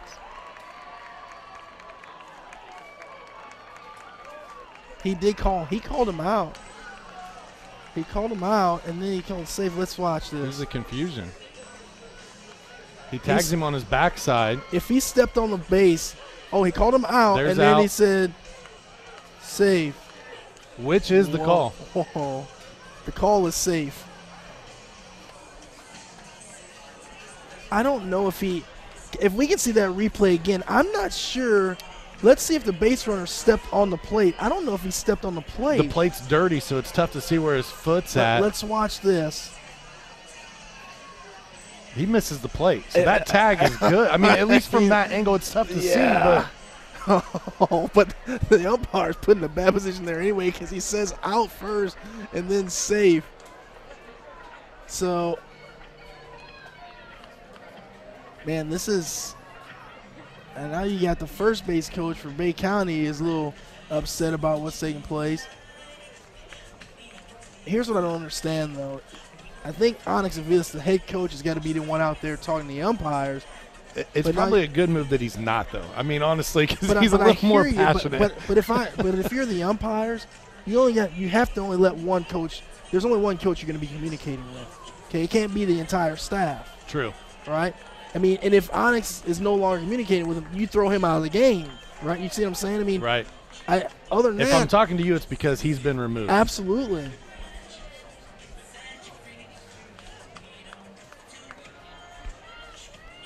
Okay, so the call for what we've got on the field right now is safe. Safe. So score another run. So Michigan now leads 6-3. There is still just one out in the game, and you've got runners on the corner still. And there have been a couple questionable calls in the game, and again, that happens, right? But I think Hoosier North is losing their cool a little bit. Now Coach Pinelli's going to call timeout, go talk to his pitcher. Nato. This is a good move here, I think, just to say it's over. We got to play.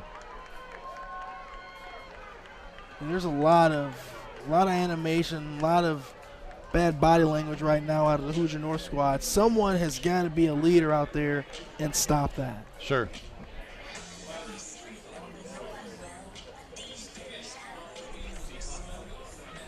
That was a really tough call, though, because it was – the umpire clearly called him out originally, and they went back and called him safe. So you don't see that very often. I would love to hear Slow this down. what that Really, explanation I mean, was. stop it if you would, right as the tag is placed. And let's see if we can see the foot. Keep coming, keep coming. Real easy, right there. There's your tag. It's tough to see the foot. You can't quite see if he's on the plate. To me, there's dirt in between right down the back, but it's tough to tell because the plate's dirty. Right. Yeah. The plate's dirty. I don't know. So we can't see, and see here, even this, Danny Pinelli's getting a pretty long leash. He's talking to the umpire. Again, if you're the umpire crew, you have to take charge and say, I'm talking to one person, right? Can't be the entire, because now look at what's going on at the plate. If I'm the Bay County coaches, I'd be in there saying, let's play baseball. You can't allow this. And again, if I'm Danny Pinelli, I'm going to do the same thing. If I'm going to be allowed to get away with it, I'm going to do it. But the umpires, now you have the first base umpire walking in. You just can't allow this to happen. You have to take charge. So 6-3, 1 out, runners on the corners. Give Kwapacheski the RBI. You have to there. The run scored. He's standing on first base. So Dorman will come in now, stake to a 3-run lead. We'll see if Dorman comes back out to continue to pitch. We did see Schumacher warming up earlier. And now we're going to have another break. And you're seeing some body language from Bay County, Michigan. But you're going to get a pitching change here.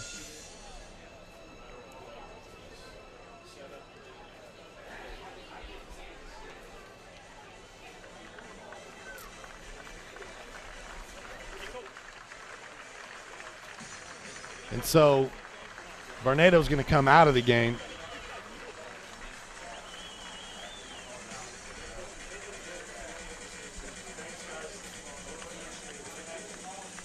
Trying to get the number there. I think it's 42. We'll take a quick break. We'll get it all straightened out for you. Bottom of the 6th inning, 6-3 your score. Back in a minute.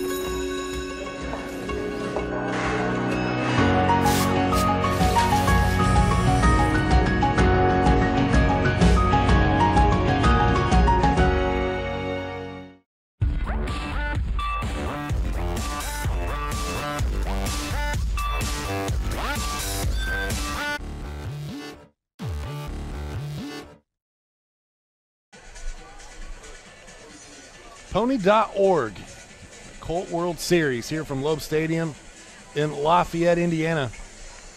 All kinds of cool things out there. You got the social media pages for the Colt World Series. Make sure you follow them on Twitter. You look them up on Facebook. MTC Sports is out there as well on both. What else we got? You can go to the Pony.org and check out everything for all their tournaments. They've got a few still set to kick off here as we work through this summer. I'll get you some more information on that momentarily. I'm smelling food again, Sean. Food's smelling good. Yes, it is. Feels like a burger or something.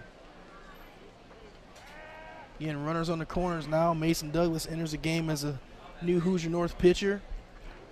I still go back to someone's got to calm down this Hoosier North team because, again, the game's not over. And Hoosier North has shown that they can come back. I mean, they are a very, very resilient team. I've seen it time and time again from these guys. And so you can't let this affect you. That pitch gets away. Another run is going to score. The runner was going from first to second, and now he's going to end up at third. That is outstanding base running. Outstanding base running. Kwapacheski goes from first to third on that. He was stealing second regardless. And watch this heads-up play right here. As he takes off, the ball gets away, he quickly glances and now knows, I'm going. Well, I'll tell you, I mean, I think, not to get on Hayslip, but you got to hustle back after that ball because the base runner saw what was taking place, and he never broke his stride going around second base. And to go from first to third, I know there's a long backstop there, but you don't see a lot of times guys going from first to third on the pass ball. To finish the point from earlier, next week is the Pony World Series in Washington, Pennsylvania. If you want to follow Pony's other World Series events, go to pony.org. You can find Pony baseball and softball at Twitter. On Twitter at PonyBBSB. Is that Washington, Pennsylvania or Washington, Pennsylvania? Probably Washington. Is that what I said? No, it's Washington, but some people say Washington. It cracks me up when they do it. Base hit right down the line. Taylor continues to help his own cause here today. Dorman continues to help his own cause here today. Another base hit, another RBI for him. Yeah, this one has just gotten a little bit out of hand. Fastball in, he just drives it right down the line. Base hit, another RBI, picks up another run. That makes it the score 8-3 here in the bottom of the 6th. That is the 4th run that Bay County has scored in the bottom of the 6th. This Hoosier North squad, not these same players, of course, but same coaching staff. That's right. A few same players. Made it all the way to the championship game a year ago. And as we saw in the last game, can't take anything for granted. Absolutely. We saw 8 runs scored in the 7th inning, man. And so I'm just, I mean, you can't take anything for granted. See the little Loggins crew back there, man. The little ball players there, they'll be better than their dad, I tell you that much. That pitch in there for a strike. You know I got some size to me, but if he comes up here looking for you, I'm not getting in between you He's guys. right behind us. Hey, I can run faster than him, though. That pitch out of the zone. So 8-3 ball game here. Mason Douglas on the mound, facing a left-handed hitting 4-hitter, the catcher, Cooper Caulfield. Still only 1 out. Throw over, almost got him leaning that time. Well, I'll tell you what, the pick-on move fooled his first baseman more than it fooled the base runner. Yeah.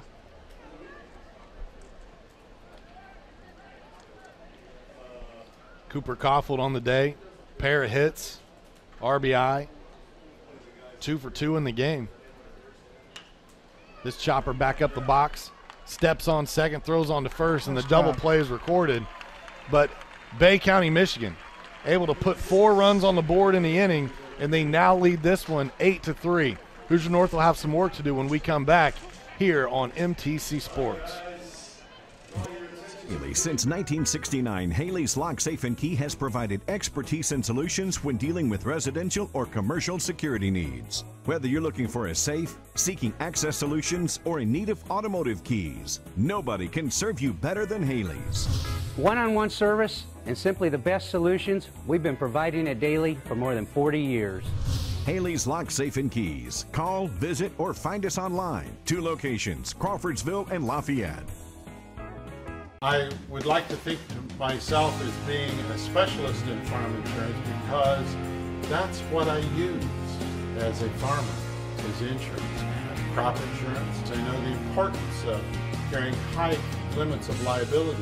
Price is important.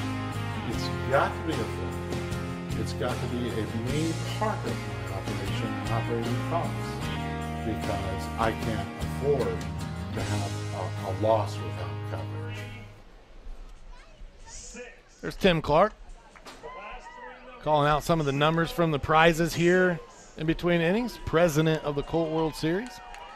This portion of our broadcast brought to us by Thomas's Phoenix Lawn and Garden, where they make tall grass short. Husqvarna products, you could find them there at Thomas's Phoenix Lawn and Garden. They also carry Ferris products. They've got locations in Frankfort and Monticello. This game here was within 1 run just a half inning ago. Bay County, Michigan had a big half inning and now lead by 5. 8-3 your score. So Hoosier North will be down to their final 3 outs here as the visiting team to try to score 6 runs. Now, stranger things have happened.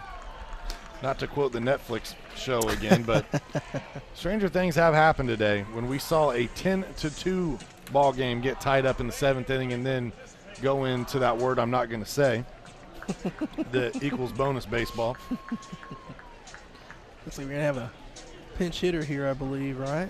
Let's see. Number 4.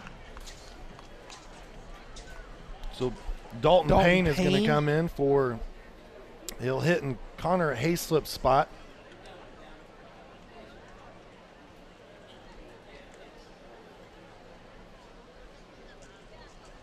Payne will be asked to try to work his way on here and start a little rally. Coach Aviles is not in a very good mood down there at third base right now.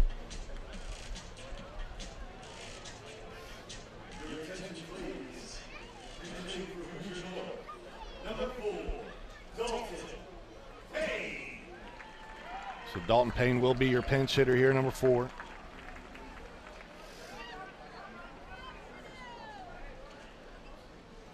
First delivery to him. Oh, wow. That wasn't a strike. 1-0 count. I'll tell you, you know, that one's fouled back. Chris, talking with Clyde Hughes in between innings, and he brought up a very good point. He said, nobody's touched Michigan's bullpen yet. Their starting pitcher for both games has gone the distance thus far. Yeah, they're in a good position pitching-wise on the tournament. That is for sure. Payne hits this one high in the air, but it's foul. I tell you what, that may have had home run distance, man. That ball's hammered. He needed a little help from the wind to blow that one from east to west there. Pretty good on your directions there, Sean. I don't really know if that's what it is. No, I think you're right. You're right.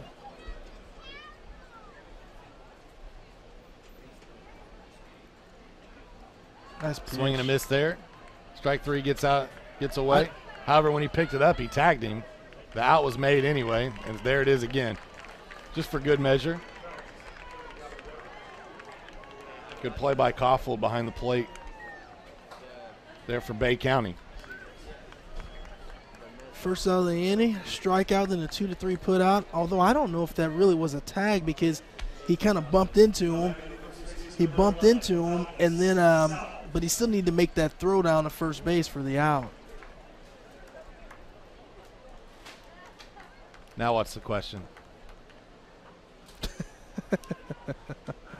Oh, man.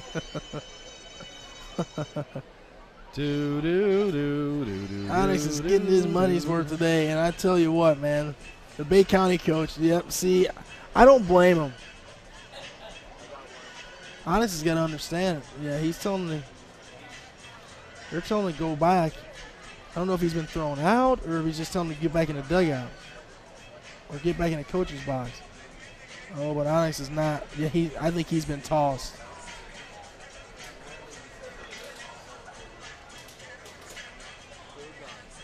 So Vilas will be tossed from this game. And the bad thing of that is I believe, and don't quote me on this. Oh, Onyx. He's going to take the base with him. Jeez.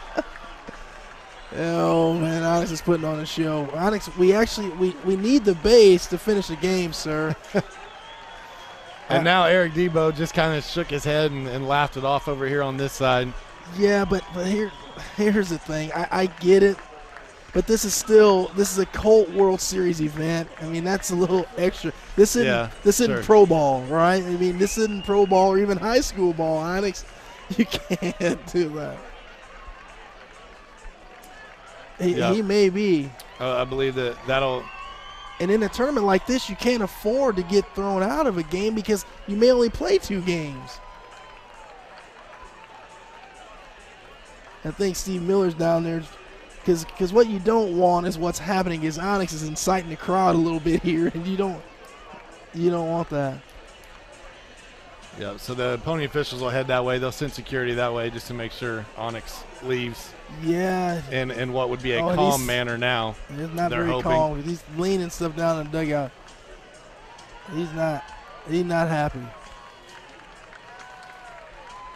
He's going back for some more Onyx. Come on, man.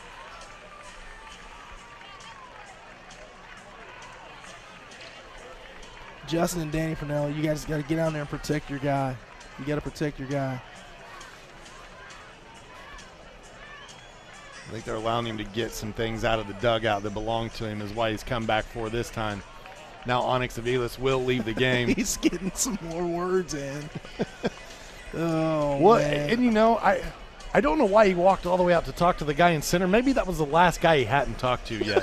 You know what I mean? Because it seemed like he had talked to every other umpire. Well, and he was like, you guys haven't thrown me out. I'm going out here. I think this guy will get me. I think that would have been the umpire involved at the force out, the missed force play at second base. Okay. And I think he was continuing. Oh, wow. Yeah, looks. Yeah, I think Dalton Payne walked out as well with his equipment. I don't know if he was thrown out as well, but that would have been. So I wonder if Dalton Payne said something after the strikeout that got him tossed, and maybe that's what got Onyx Aviles, upset. So I don't know. I mean, we don't know everything that's going on in the field, but it did look like Dalton Payne walked off the field.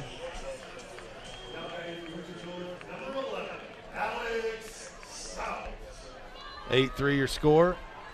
1 out in the inning. Hey. Flair for the dramatics today. Why not?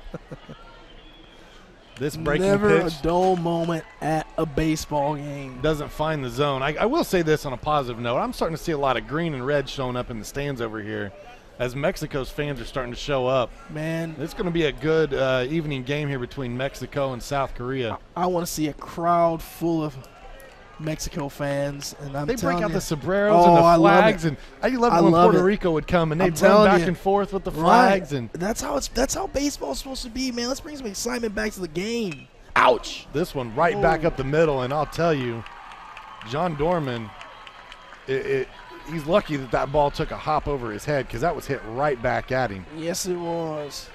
Thankfully, he was not in the way of that one. Now you are back to the top of the order. And Alex Thurston, the shortstop, 1 for 2 on the day with a walk, stolen base, run scored. So Thurston steps in. They won't even really hold Stout on at first. Good-looking young player here. He's kind of playing behind him. Dorman trying to go the distance in this one. An 8-3 lead here. That run's not going to do much to hurt you there. Just got to get outs now.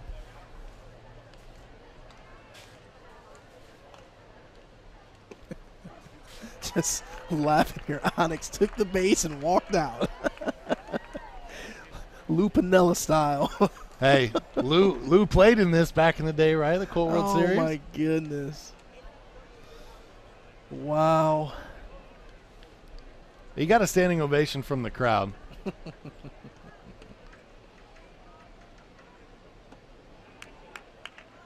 Tell you what, if you're Alex Stout over that first base, either you're going to run and take second base, but you can't take 3 or 4 secondary leads and then get back picked at first base. Then you're going to be in big trouble.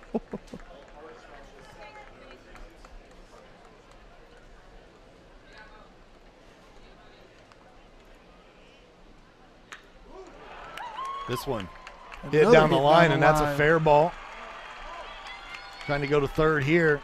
We'll dive in. We'll have a double there from Thurston. So Hoosier North says, hold on a minute. Pump the brakes. And we've got runners on second and third now with 1 out.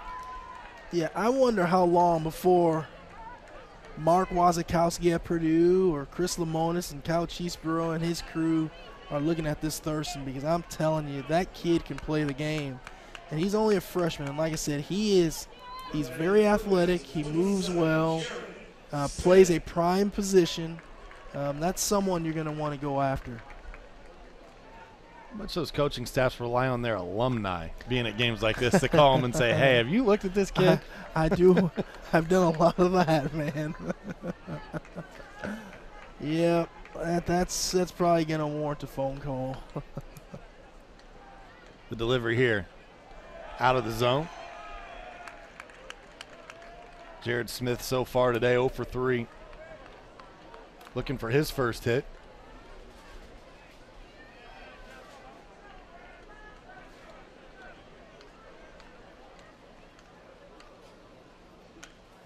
That's trouble. That's big trouble. That one's down in shallow left field. RBI single here for Smith. And listen, I know there's still a long way to go for Hoosier North to make a comeback in this game. But I'm telling you, that's why these guys, in my opinion, you really need to keep your cool, because, I mean, I'm telling you, I've seen game after game these guys, they seem to fight back all the time. They are never out of a baseball game. Maybe it was all planned from Onyx. Maybe he was just trying to get them fired up. He thought they were missing that competitive edge today. I'm sure that's what he'll tell you.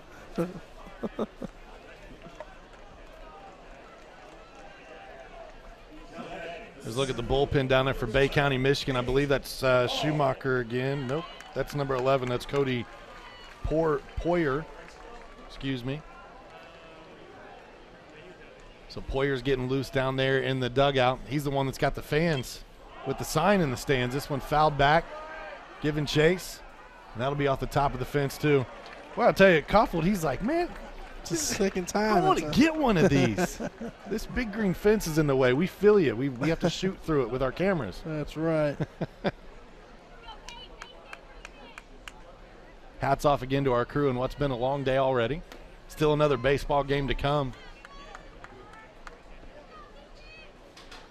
We enjoy it. We hope you appreciate the coverage. We hope you enjoy the coverage here at the Colt World Series. Let's see if they try to get Jared Smith over there to second base to stay out of a potential game-ending double play. But again, you need to get a better lead off than what you have there. High leg kick. They're giving you second base. This one fouled away in the stands. That's why Coach Harmon does got to have someone over there help him spot that. I mean, the pitcher right now is got a Dorman really high leg kick and not really trying to slide step to get to the plate quick. You have to take second base because you want to, again, if anything, you want to make either shortstop or third base and make that long throw over to third or first base and not get the easy force out at second. So second base is there for the taking if you want it. And I agree with you. I mean, you're one ground ball play in a two-strike count here from look at that high leg double kick. Play. That is an extremely high leg kick, which is extremely deliberate. And you know how it is as a hitter, too, Chris, too. You got to protect at anything close, otherwise it's a strikeout. And a lot of times that's not the most favorable hitting position. That's right. This one lifted high into the left field. Should be deep enough to score the runner, and will be after the collision in outfield.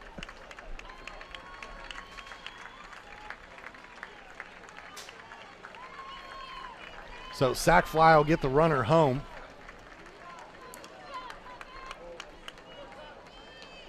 So sac fly F7 for the second out of the inning. Another run scores, makes the game 8-5. Tell you what, Tucker Platt's up. He can make this a one-run game in one swing of the bat. He almost hit one through the wall his last at bat.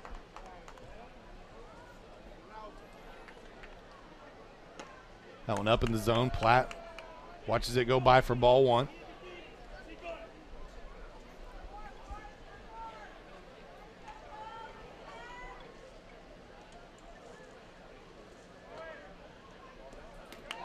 That pitch gets by. Yeah, and he almost tore the home plate umpire's ACL on that, trying to get behind him to get that ball. Chris, I know that you can always sit and do what ifs, and we get to play Monday morning quarterback or whatever you want to say up here. But not stealing earlier first and third means that now you could have advanced to third base on that pass ball instead of just advancing to second. And then one more pass ball, and that could be a run, right? You're absolutely correct.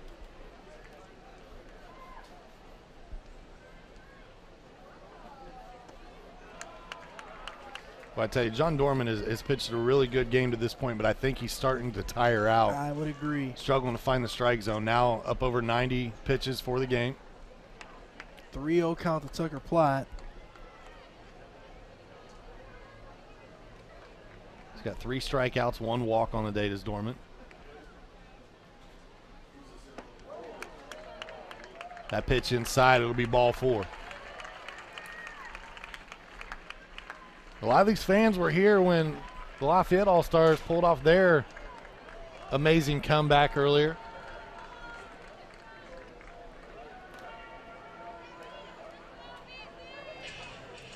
We'll get a mound visit. See if Coach makes a change here. Again, it was Poyer down in the bullpen that was getting loose.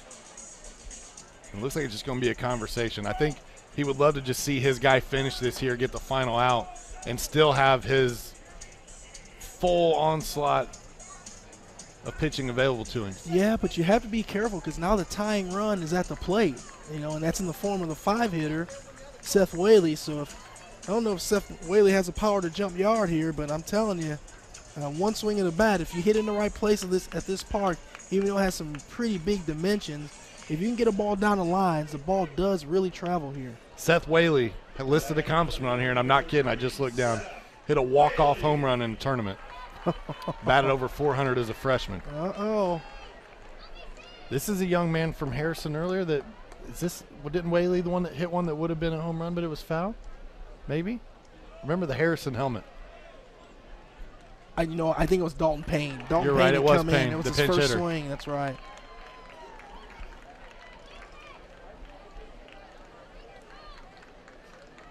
Oh, 1 count, 2 outs.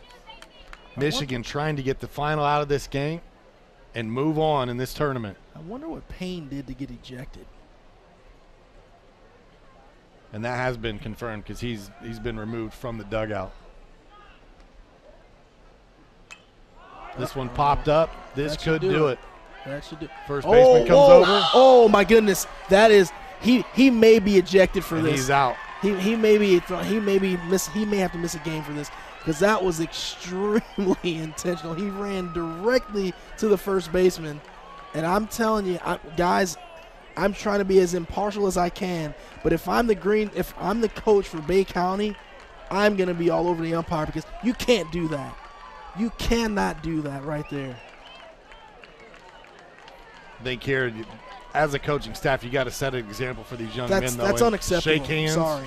Sorry. Go back, and there it is. Because you're right, you've got that box to run through. Absolutely unacceptable. And they're not going to call you out being in the base path there if you run out just a little bit. That's going to be our final 8-5.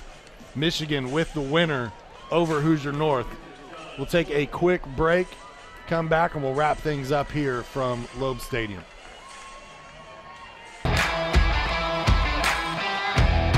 Makes the play in Puerto Rico. The celebration underway. They're the Colt World Series champions. Territory. Rounded second. Heading for throw. Ready for home. Throw up the line. Nothing in time. Running second and third. Strike 3 call. Tijuana, Mexico has won the 2016 Colt World Series.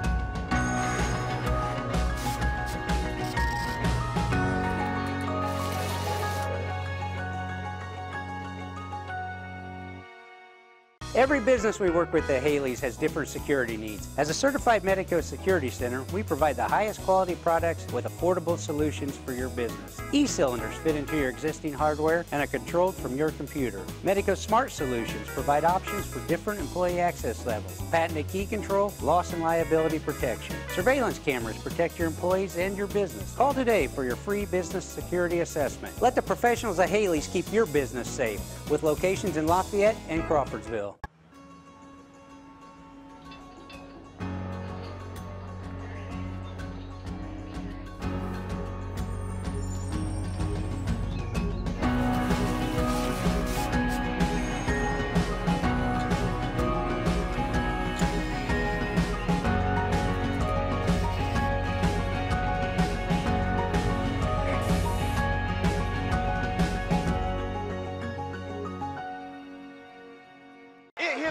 Right as the light goes in, Hogan across the middle, finds the end zone, and touchdown. Wow. And are looking to throw this time. Going deep down the field, he's got Fusix. Look at this one again. Time will expire and the Gophers will win. Is on the board. The North wins 10-7. We welcome you back here one final time for game number 7 of the tournament. Hoosier North and Michigan. Michigan able to get a victory here by 3 runs, and they will continue to march on through this tournament. Hoosier North not eliminated. They will just fall into the loser's bracket on their side of the tournament and have to play their way out of there if they hope to contend for a Colt World Series championship again this season. Chris Walker is working on his way down to try to get some interviews with some players for Bay County, Michigan.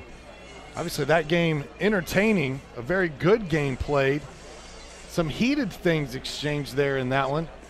and head coach Onyx Aviles ejected. But let's throw it down to Chris Walker now, who's standing by with our player of the game. Well, I'm with Garrett Glish, the leadoff man for Bay County. Garrett, you played a tremendous game. On base lots, several hits, scored a few runs, played a really good game. Tell me how that feels today to come out on top today. Well, it feels great. I mean, getting a double, I'm not the man to usually hit it down the line like that, get 2 bases. But it felt good, helping the team out, scoring runs, squeeze, everything. We're good today. You guys played really well. You kept your composure. This is a pretty heated game. Tell me how you were able to kind of regather yourself. I know there was a lot of back and forth between both teams, but how did you keep your head and be able to come out on top in this game? Well, we got to be the bigger people over here, and so we just kept it cool, calm, and collected, and that's what got us to victory. Great job, Garrett. Great game. Guys, now we're going to bring in John Norman, the starting pitcher today. Come on over here, John. John, you pitched an outstanding game today. Really fun to watch you attack the hitters. You stayed on top of the hitters all day. Tell me what was the key to your success today? I just think hitting some spots, getting strikes, and getting ahead in the count. Outstanding job, John, today. You were able to keep your team ahead. You attacked the zone, and again, same thing I asked Garrett. There's a lot of back and forth, some things going on in the game. You as a pitcher, it's up to you to keep your team on top and keep their heads. How did you do that? You got to be the bigger man in that situation, I think, because that's just low of them. But you got up with the win. That's good. Well, great job, John. You were able to keep your team in this game, and you guys, I think, probably are still the only team. You've played 2 games now, and you have not had to go to your bullpen yet. So your pitching's got to be set up for the rest of this tournament. So good job. Back to you, Sean. Thanks, Chris. Awesome interview down there with the guys. And as he just mentioned, John Dorman was dominant today. 98 pitches. We did win a complete game. He did give up 8 hits. Hoosier North was able to score 5 runs. Only 3 of those runs earned, however. Dorman picked up 3 strikeouts and 2 walks. So Michigan now will advance, and they will play California. That game scheduled for 4 o'clock p.m. tomorrow. Hoosier North will take on Louisiana. That game scheduled for 2:30 p.m. tomorrow. And still to come here in this one is the final game of the night. It will be Michigan versus South Korea. That one set to go in approximately 25 minutes. Mexico versus South Korea. So we will sign off for now. We'll be back here momentarily with the final game of the night. Thank you for tuning in.